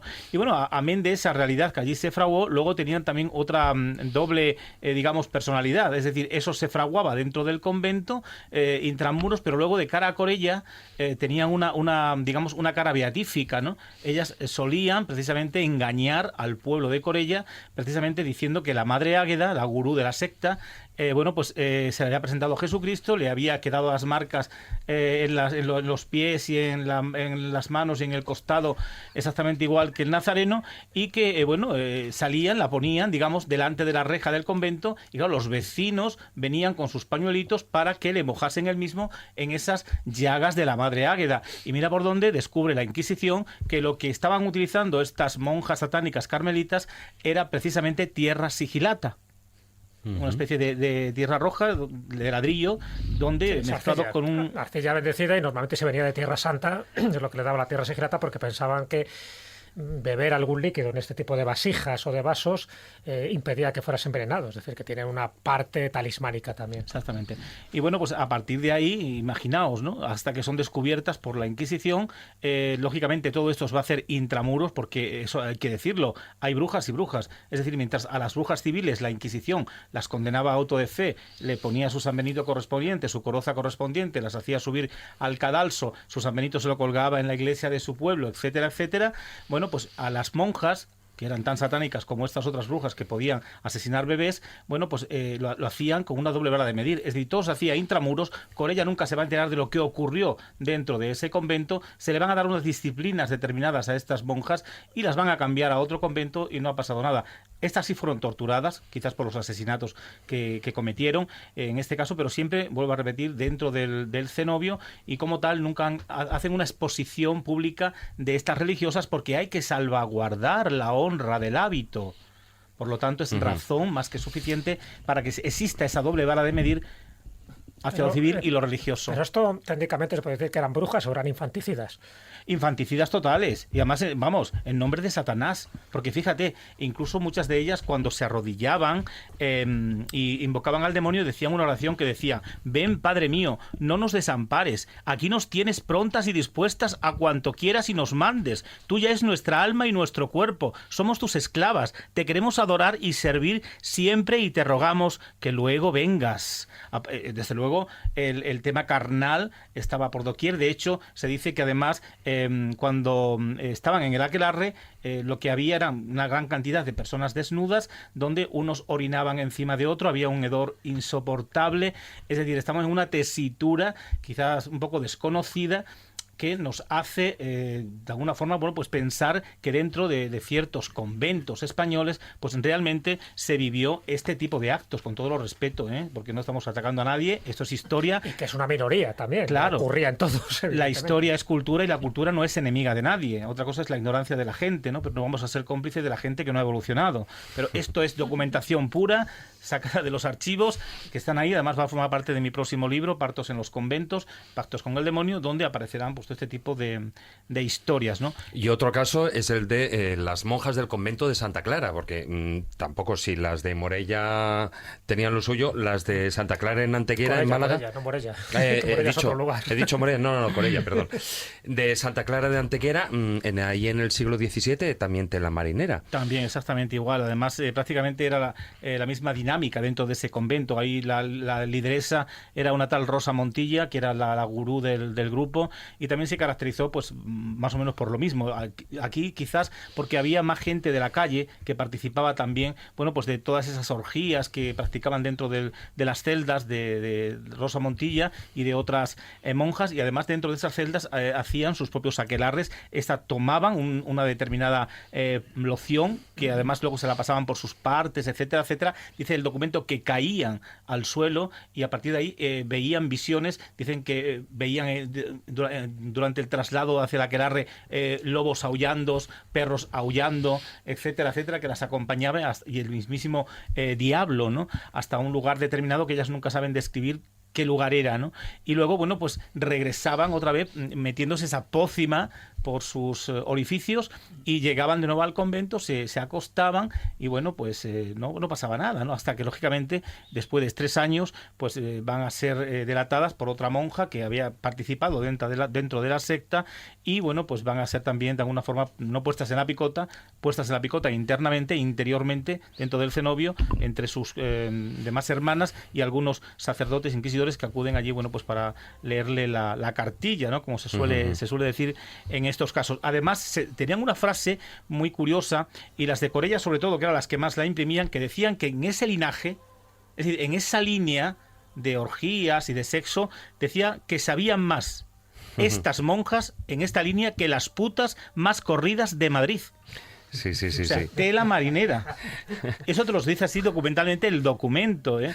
Desde luego, si Jesús de Nazaret hubiera bajado en ese momento a la tierra, a esa iglesia que andaba por ahí practicando ese tipo de juego, las hubiera echado a latigazos como echó a los mercaderes del templo. No, y en materia de desmanes es que había también curas, o sea, vamos al sexo masculino, que no se quedaban atrás, porque, bueno, he analizado los saludadores de Aragón, que los llamo así porque se presentaban en los pueblos, sobre todo en el siglo XVI, también en algunas plazas de Zaragoza, y decían que de un vistazo congregaban a las mujeres en la calle principal y sabían cuáles eran brujas.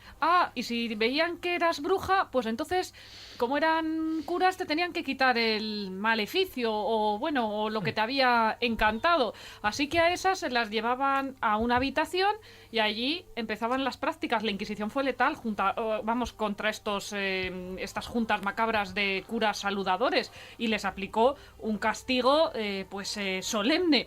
Pero ellos aplicaron sus remedios y pensemos, eran así un poco pues a inicios del Renacimiento decían que con caricias y besos les quitarían los malos espíritus a esas mujeres solteras o casadas, pero después la fiebre llegó a los conventos y decían que para librar, como iban a permitir que hubiera monjas espiritadas, pues también les tenían que echar un vistazo y reconocerlas. Acuérdate de Un reconocimiento. Urbain Grandier, De sacerdote. hecho, la Inquisición mandaba a un determinado médico a los conventos para que, bueno, comprobase si realmente eran vírgenes estas monjas. Lógicamente veían que de virginidad nada, ¿no? Hombre, a mí lo que me hace gracia es, bueno, leyendo esos los expedientes del proceso, este caso de Santa Clara de Antequera, es curioso porque, bueno, decían uno de ellos que, bueno, en la monja, la portera, que era la mayor del convento, y todo eso tú lo sabrás, Fermín, dice, señalaba, y es muy curioso, dice, señalaba que por aquellas puertas salían más niños que cestos, ya que la labor del convento era la elaboración de cestos, era lo que se dedicaban las monjas, ¿no? Entonces es curioso para decir que salían más niños que cestos, tiene delito el asunto. Eso nos pone la tesitura de, bueno, todas esas historias que a veces oímos decir de que aparecen fetos de niños en conventos abandonados y esqueletos, ¿no?, de ellos. Y es cierto, o sea, está documentado de que esta realidad existió, de que se atacó por parte de la Inquisición en muchos casos, y nos ponen esa tesitura de que esto realmente ocurrió, pero lógicamente son una minoría, ¿no?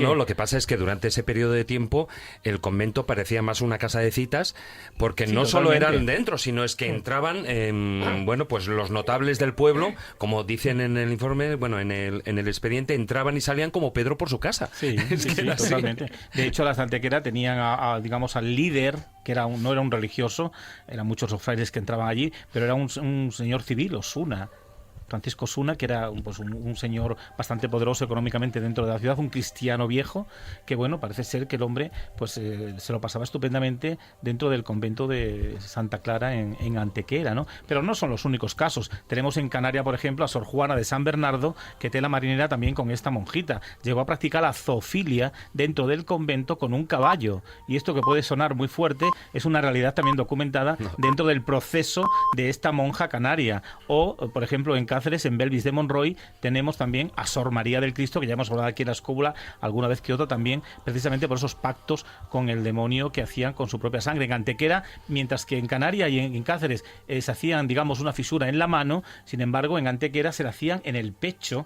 Uno de los hombres que en ese momento estaban delante de ella, en este caso Osuna, le hacía una fisura en el pecho, y con la sangre del pecho hacían el pacto con el demonio, firmando que entregaban su alma al diablo a cambio de placeres carnales, etcétera, etcétera, ¿no?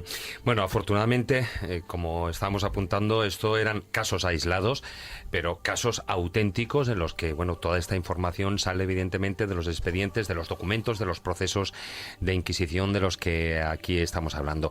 Dejamos aquí la sección porque nos queda mucho por hablar en esa segunda parte del filandón y apenas tenemos 20-25 minutos de programa.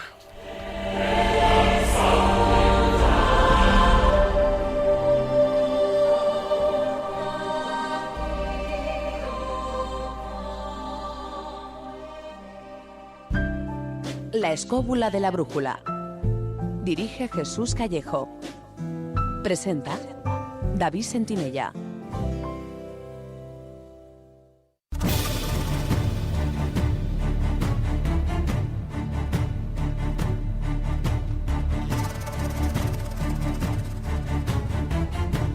Comienza El Filandón.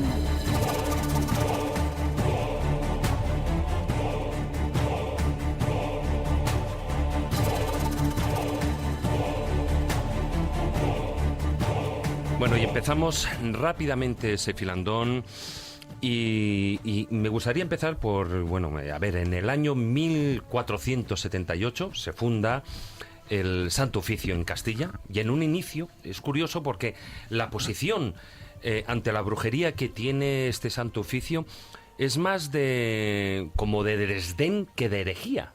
Sí, porque al principio, cuando con los Reyes Católicos se crea el tribunal, primero en Andalucía, después, bueno, pues va siguiendo hacia otras latitudes más septentrionales. Por lo que están preocupados es por los judeoconversos. Triste que se buscara una única fe para todos, pero fue esto el imperativo antes de que acabara la Guerra de Granada, ya omnipresente, y por eso se va a centrar en los cristianos nuevos, judíos, y también el tema de los moriscos. Y en esos instantes la brujería se piensa que es algo más lascivo o soez que herético, pero todo empieza a cambiar cuando desde principios del siglo XVI proliferan casos de mujeres que dicen que andan por los tejados, que entran por las chimeneas, muertes inexplicables de niños, que después desde una causa científica pues se puede pensar que quizá hubo gente que recurrió a las brujas que dijeron que entraron en su casa y se habían muerto pues por causas naturales, o también porque pues al poco de 1500, entre esa oleada de frío que va a llegar y la penuria de los hogares para hacer frente a las necesidades de supervivencia básicas, muchas señoras metían al bebé a la cama y bueno, pues podían aplastarlo sin darse cuenta, asfixiarlo, y como decían luego en la calle que eso había pasado,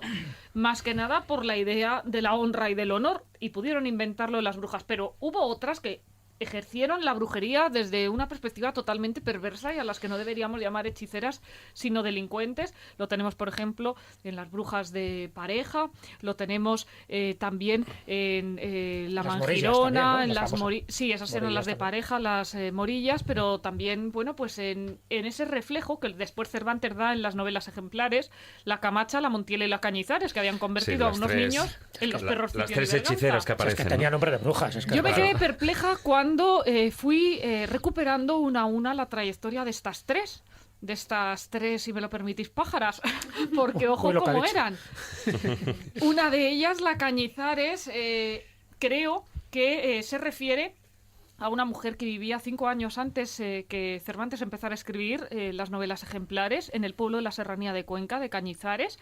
Esta era experta en pegar las bodas. En fin, en vez de estar en la puerta de la iglesia y lanzar, como se hace hoy, un puñado de arroz, les decía a los contrayentes que iban a ser desgraciados y tristes, y les dejaba los ojos en blanco. Después pasaban semanas en las que el cura trataba de recurrir a un contrahechicero, a un curandero benévolo, pero se resistía el tema. Y allí, muy cerca, tenía Luis de Molina, el yerno de Miguel de Cervantes, una hacienda, y por eso es posible que pasara por la herrería de Santa Cristina, al lado de Cañizares, y que incluso ideara el lanzar al ingenioso hidalgo camino de Zaragoza y Barcelona, pues frisando la serranía conquense. Y fue algo que me causó pues una gran emoción el encontrar que esas tres las mujeres, ¿no?, realmente vivieron, que no eran sí. simplemente una ilusión ficticia del alcalaíno. El mundo cervantino evidentemente está todo impregnado de magia, ya no solo por la presencia de esas tres hechiceras, sino también porque aparecen encantadores, los genios, aparecen duendes, pero antes has mencionado, a partir del siglo XVI y posiblemente hasta el XVIII más o menos, existe una evolución de todo lo que fue el Santo Oficio con el tema de la brujería, siendo posiblemente el auto de fe de 1610, el de Logroño, el que causa un punto de inflexión. Sí, considero que no se ha dado la suficiente importancia a las consecuencias de Zugarramurdi. Porque si bien ahí 3 inquisidores ejercieron de verdugos, después a uno de ellos, Alonso de Salazar y Frías, burgalés, formado en los seminarios de Salamanca y Sigüenza, se lo comisionó para evaluar cómo estaban las conciencias de las aldeas navarras del Valle de Baztán, también del Roncal y de Salazar. Y él realmente lloró por escrúpulos y cargo de conciencia. Un 75% de la población era analfabeta. ¿Cómo se había actuado con tanta ligereza cuando ahora él, cuando entraba con su mula y el crucifijo portátil para montar la oficina en la sala de audiencias del concejo, del ayuntamiento, comparecían desde niños hasta ancianos, y todos se acusaban de brujos a sí mismos o a personas de las que querían olvidarse, malos vecinos. Eran millares de personas las que en esos pequeños pueblos, sumando a todos, pues serían condenadas nuevamente a la hoguera. Y él pensó que lo mejor era el pacto de silencio. A partir de un informe de más de 5.000 pliegos, consiguió convencer a la Suprema de que no hubo brujos ni embrujados en el lugar hasta que se empezó a hablar y a escribir de ellos. No se lo creía ni él, que no hubiera allí brujos ni embrujados cuando convivían con los sapos, pero lo logró, y España fue la única nación que ejerció la racionalización del misterio en unas fechas tan pretéritas.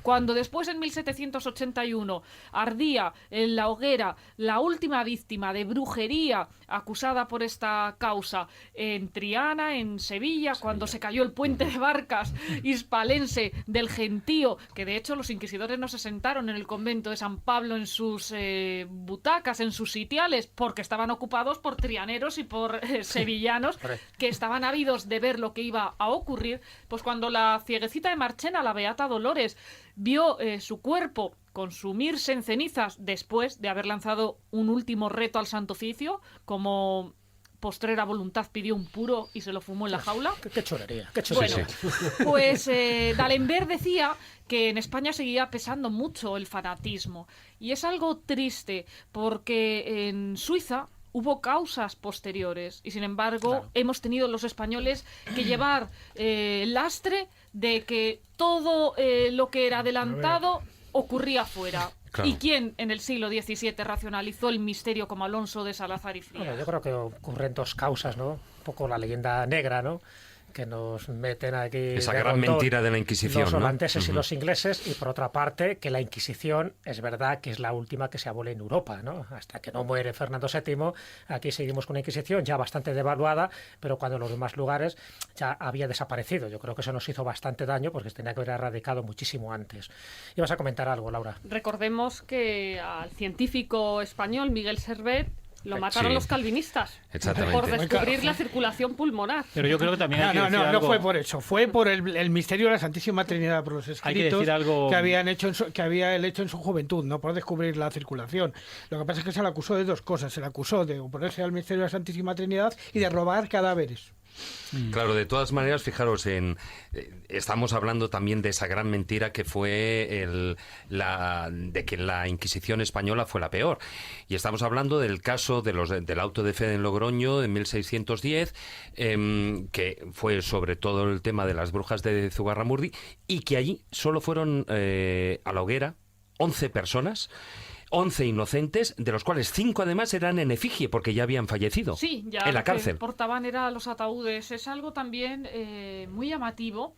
Como, igual, perdona María, nada que ver con las cifras de Alemania, o sea, de Centro Europa. No, ya lo he dicho antes, los 300. Sí, incluso Génisen reducía esa cifra, ¿no?, a mucho menos todavía, ¿no? Gustav Génisen, Hombre, uno de los es que especialistas. La génesis, o sea, lo que comentábamos antes, es que la Inquisición en España, la Inquisición ya no es renacentista, porque la medieval es otra historia, la Inquisición renacentista cobraba de sus propias víctimas. Entonces, si los quemaban... Yo no estoy de acuerdo con eso, ¿eh? Yo no estoy de acuerdo para nada con esa versión. Estoy de acuerdo con lo de las brujas, es decir, que aquí se quemó muy poquitas brujas, pero no estoy de acuerdo porque la leyenda negra está fundamentada. Y ojo, leyenda es aquello que se transmite de boca en boca y no se puede demostrar con documentos, pero cuando los documentos aparecen, la leyenda cae, no tiene sentido. Y en este caso, los primeros años de la Inquisición fueron los más agresivos y hubo una cantidad de quemas de judaizantes. Sí, pero de judaizantes, no de brujas. Bueno, pero la leyenda negra viene dada no por las brujas en sí, sino por la otra vía, es decir, por esos miles y miles de judaizantes quemados y miles de moriscos quemados en este país. Entonces tiene fundamento la leyenda. Pero lo que se ha mantenido en el folclore es las brujas. No, las brujas no. No los judaizantes. Aquí no, en Castilla no se quemó ninguna bruja. Solamente se quemaban a las que morían bajo tortura. A las criminales. Y se quemaban en efigie, pero nada más. En el norte sí se quemaron algunas. Pero la leyenda negra realmente viene dada no tanto por la brujería, sino por el mundo de los judaizantes y de los moriscos, que hay autos de fe sanguinarios, y ya no digo Granada. Imagínate lo que es la Inquisición en Granada, sobre todo en Jaén, que es el que va a depurar las herejías en Granada. Cuando se reconquista Granada, se encuentran con una sociedad que está islamizada. Sí, pero por ejemplo, tú sabes que en el proceso de Llerena, por ejemplo, que no eran judaizantes, que eran alumbrados, no se condenó a nadie. Pero eso no tiene nada que ver. Se condenaron a galeras a remar a todos los varones. Galeras a remar, claro. Y ya. Pero la otra temática no tiene nada que ver con eso. Es decir, Granada y esa ciudad que había sido reconquistada, donde la masa mayoritaria era islámica, ¿cómo tú llevas a esa gente al cristianismo? A través del terror. Y en Granada hubo un auténtico vivero de quema de personas por creer en Alá, gente nacida y criada en Granada, españoles, no eran gente venida de Marruecos o de otro país islámico, no, eran gente nacida y criada allí. Entonces, bueno, la leyenda negra, claro que tiene fundamento y no es una gran mentira. De cara a las brujas sí, pero de cara a judaizantes y moriscos, te puedo asegurar que no. Lo que está claro es que desde el punto de vista filosófico, en los albores de la modernidad, el Renacimiento, el humanismo, lo que representa es el antropocentrismo, el intento de que el hombre sea la medida de todas las cosas. Y eso es lo que también la Iglesia va a considerar como un ataque. De ahí mi alusión anterior a Miguel Servet, los calvinistas, me da igual la Iglesia católica que la protestante, que las distintas iglesias nacionales que surgieron con la Reforma, y también el caso de Galileo, aunque es en otra esfera, pero que al final, como Giordano Bruno, como tantos otros científicos, bien porque tuvieran unos planteamientos teológicos distintos que iban parejos también a su desarrollo científico o por la animadversión que a lo largo del tiempo ha existido a ese libre pensamiento. Unos fueron pasto de las llamas, como Servet, y otros no llegaron a morir, pero tuvieron que retractarse, que creo que es lo más doloroso para un pensador, el tener que negar aquello por lo que ha luchado en descubrir. Y encima sabiendo que tiene razón. Por supuesto. Y luego también otro aspecto fundamental, la envidia, ese mal endémico que ha estado siempre presente en España, pero en el mundo, en las conciencias en general, y que María en otro de sus libros, en Reconquista, nos explicaba cómo hubo momentos en los que los árabes llegaron a cortar las orejas a sus caballos, en la Reconquista, en las cruzadas, para tratar de evitar que esos animales causaran envidia entre el otro bando. Eso mismo con las personas y en cualquier época. El intento de tratar de descabezar al que destaca para evitar que sea un elemento considerado alterador de masas, porque con su raciocinio, con esa capacidad de persuasión y también con su carisma, puede alterar el orden establecido. Es algo intemporal. Y también otro punto, recordar el tema de la magia en los palacios. Sí. La corte de los Austrias estaba llena de amuletos. Sí. Eso hablaremos ahora a continuación.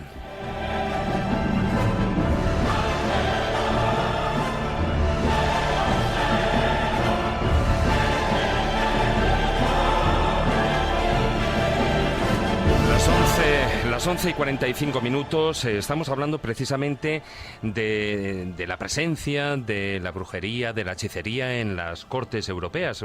Aquí, por ejemplo, como estabas comentando, Laura, precisamente en la corte de Felipe II, el periodo de los Austrias, hubo, uno de ellos era el teólogo Alonso de Mendoza, ¿no?, que era el asesor de Lucrecia de León, pero también eso se dio también en las cortes de Carlos V, de Rodolfo II, en Isabel II, bueno, etcétera, ¿no?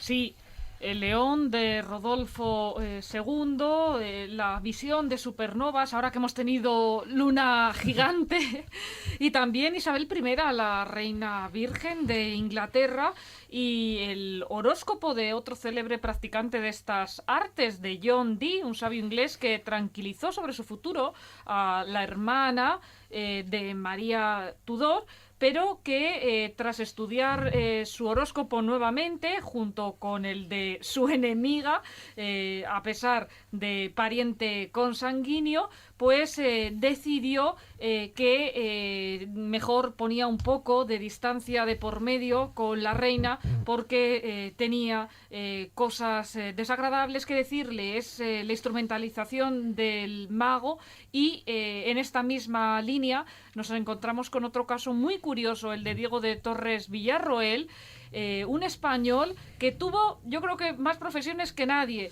en su ida a Portugal, porque lo llamaban en el colegio trilingüe piel de diablo, porque era un estudiante díscolo y travieso y además muy tunante. Pues ejerció en ese viaje a Lusitania de ermitaño, de bailarín, de soldado, de torero y de curandero, y al final acabó sentando la cabeza. Volvió a Salamanca, se distinguió como catedrático de matemáticas y también, claro, dramaturgo, pero nunca dejó de ser astrólogo y vaticinó, entre otras cosas, la muerte del segundo Borbón, de Luis I, el hijo de Felipe V, el motín de Esquilache, y realizó este acertijo que voy a recitar para que los oyentes hagan sus cálculos y vean el número que le sale, si es el mismo que el de Diego de Torres Villarroel. Decía: cuando los 1000 contarás con los 300 doblados y 50 duplicados, con los 9 dieces más, entonces tú lo verás, mísera Francia, te espera tu calamidad postrera con tu rey y tu delfín, y tendrá entonces su fin tu mayor gloria primera. Esta fórmula pues ofrece la cifra de 1790, la caída de Francia, de María Antonieta y de Luis XVI. Oye, ¿incluyes también en el libro a Matías Jaco y sus horóscopos sobre el monasterio de Escorial? Sí, bueno, del Escorial... El prognóstico. Sí, van muchos enigmas, y también de ese otro Escorial o bastión de Felipe II que quería hacer en un pueblo de Toledo, Juan de Herrera, que lo involucraron en la traza de Lucrecia de León. En el libro nos quedan 3 minutos de Filandón, y en el libro no quiero dejar pasar por alto, además, porque lo hemos comentado y me parece un dato interesantísimo, también abarcas todo lo que son esas artes mágicas que aparecen y que tuviste la oportunidad de estudiar allí al otro lado del charco, ¿no?, en lo que pueden ser los códices mexicas. ¿Cabe la posibilidad, hubo, independientemente de todo el chamanismo que ya había, por supuesto, en la zona, pero hubo la posibilidad de un traslado de la brujería hacia América? Sí, efectivamente. Una de las primeras reivindicaciones que se plantean en la sociedad colonial es el de plantar Inquisición en estos sitios. Eso es lo que decían ¿Qué manía? las huestes que acababan de llegar, que por cierto habló también de cómo Hernán Cortés llevaba brujos dentro del ejército, y además especializados en distintas variantes, y por cierto algunos con muy mal genio. Pero bueno, pues en ese orden de cosas los inquisidores se van a encontrar con dos acervos diferentes. Por un lado, el de la magia castellana, aragonesa, navarra, en fin, magia hispánica que está llegando desde Europa en los barcos, y por otro con seres que los dejan, bueno, pues estupefactos. ¿Pero quién es Quetzalcóatl? ¿Pero quién es Mamacoya? ¿Pero qué me están diciendo esta gente mezclando a los panteones precolombinos con los santos? Y a todos ellos se los invocaba, bien para el dolor de cabeza, para que volviera un amor huidizo, o, bueno, pues en lo que ahora es la santería, que da mucho miedo y que, bueno, pues aconseja a la gente no jugar con cosas y no atreverse a enredar en el fuego, y con el temor también que provoca el vudú. Y en comunidades africanas, haciendo trabajo de campo, hablando también con misioneros, me decían que pueblos que no conocen a Cristo, no han sido evangelizados, sin embargo tienen un profundo respeto y una enorme amistad con el arcángel San Miguel, porque consideran que, igual que defendió a Dios de las fuerzas del mal, también va a protegerlos a ellos, aunque no hayan recibido el mensaje evangélico, porque hay población muy atemorizada ante esas prácticas terroríficas. Una pregunta, ya que estamos casi al final de este Filandón, muy directa, a ver si en un minuto, María, me la puedes contestar, porque yo creo que va a ser muy clarificadora para los oyentes.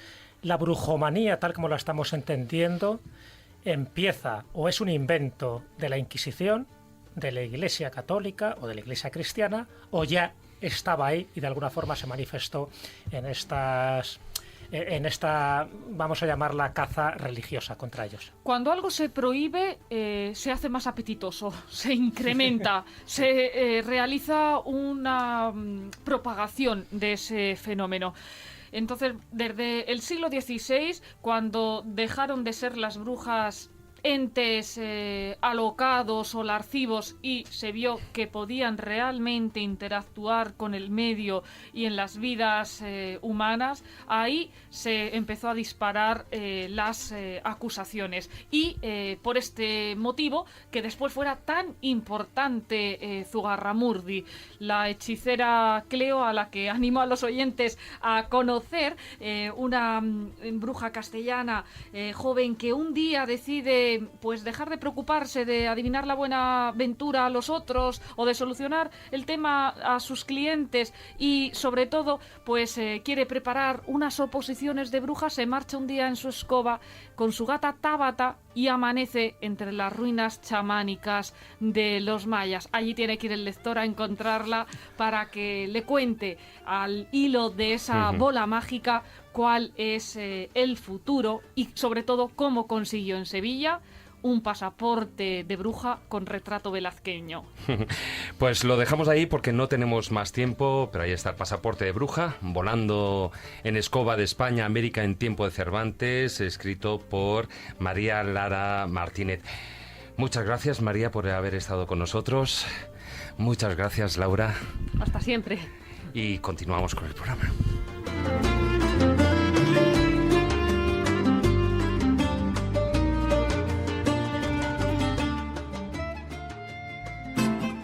La escóbula de la brújula. La escóbula de la brújula.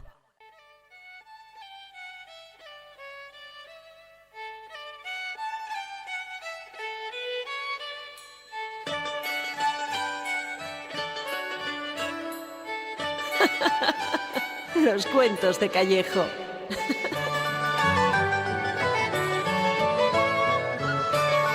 Bueno, Jesús, a ver qué cuento vas a contar esta noche, que quiero dormir, ¿eh? No me... ¿Con qué os voy a sorprender? Bueno, yo creo que... no quiero tener miedo esta noche. No lo vas a tener. Ah, vale. En este programa yo creo que hemos aprendido muchísimas cosas en estas 2 horas. Bueno, pues este cuento va sobre el valor de desaprender. Ah, eso... ¿No te lo esperabas? No me lo esperaba, para nada. Vamos pero allá. También tiene su importancia. Vamos a escucharlo.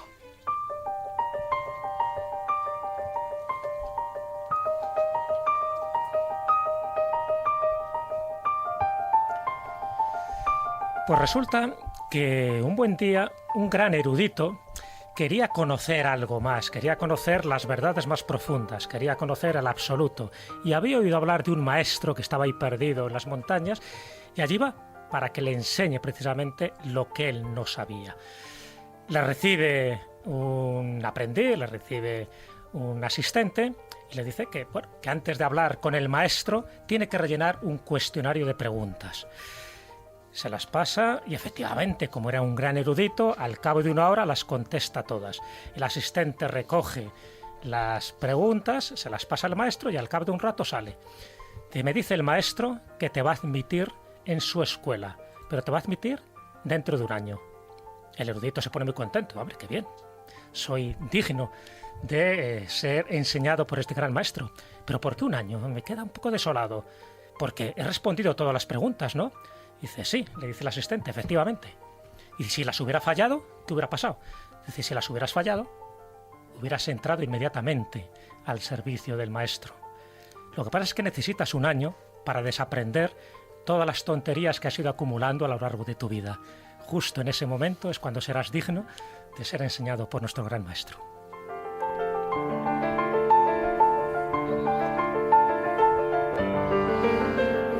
Bueno, esperemos que los estudiantes que nos estén escuchando no se lo tomen a pie de letra, ¿eh? Claro, o al aquí... menos no en la parte literal. No, evidentemente. ¿Qué entendemos por desaprender? Está claro que no todo lo que has acumulado con tus conocimientos se está refiriendo, y eso creo que es evidente. Hay que desaprender la cantidad de prejuicios, de conceptos equivocados, de esos valores imperantes que nos conducen pues a caminos muchas veces sin salida, ¿no? Como decía un gran maestro, hay que desaprender del ego y hay que aprender del ser. Creo que esa es la clave. En definitiva, si no te vacías antes, es muy difícil que entren más conocimientos, pero conocimientos de los de verdad. Los eruditos, los que están ahí, te hacen ser eso, un gran conocedor. Pero para ser sabio, para ser auténticamente sabio, tienes que empezar a desaprender. Pues con esa enseñanza terminamos el programa.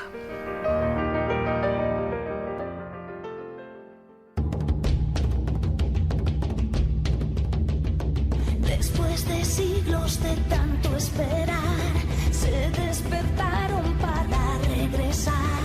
Magia, lujuria y hechizos de amor, ritos ocultos, sombría pasión. Sus ojos son estrellas, su piel la oscuridad, el rey de las mentiras, su único amor de verdad.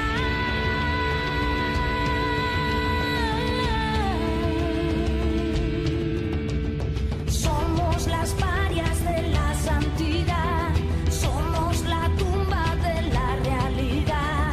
Vestidos negros nos cubren la piel, nos maquillamos con sangre de pi. La brisa del ocaso, la llama avivará, la hoguera nos calienta dulce. Bueno, hemos empezado el programa fuerte con ese ritual de Zugarramurdi, de la película de las brujas de Zugarramurdi, y no lo empezamos menos y no lo terminamos menos fuerte. Mago de Oz, con esas brujas, y anda que el texto tiene su tela. Pero bueno, que lo escuchen. Sí, que lo escuchen. Bueno, ya te he dicho, Maese, que esto iba dedicado a ti. Hasta aquí nos llega el programa. Yo, como no creo en la brujería, me voy a pasar al murciélago. Hasta mañana. que no crees, tú eres de aquellos que dicen lo de yo no creo en las migas, pero de haber las haylas. Yo me voy a pasar al murciélago, dejadme. Buenas noches, maese. Marcos, muy buenas noches, Buenas caballero. noches. Aquí venir de oyente es quedarse embrujado, está claro. Hombre, bueno, de oyente, de presentador, de todo, hombre. Además, con los invitados que solemos tener, pues qué mejor destino. Don Fermín, muy buenas noches. Muy buenas noches. El programa se nos ha quedado cortísimo, como siempre. Mía, con la tele que hay que cortar en esta temática. Pero bueno, hemos pasado aquí un aquelarre escobulero, de película. Yo creo que nos pasa muy bien y además hemos compartido ideas, hemos aprendido todos y esa es la base del programa, en definitiva. Don Jesús, muy buenas noches. Pues muy buenas noches, ya camino a Elche, al Festival de Cine Fantástico de Elche, y la próxima semana a Granada también, otro congreso que hay, un no parar. Bueno, desde luego, pues también agradecer a Víctor, que está ahí al otro lado, los mandos de la parte técnica. Y que decir, bueno, pues ahora que va a sonar la hora bruja, pues queridos escobuleros, muchas gracias por acompañarnos durante estas 2 horas de programa. Os recordamos, como siempre, nuestra página web, La Escóbula de la Brújula, y la página web laescobula.com, y nuestra presencia en las redes sociales, en Facebook la página oficial La Escóbula de la Brújula, y en Twitter nuestro perfil es @escobuleros. Buenas noches, tratad de ser felices e ilustraos. Hasta la próxima semana.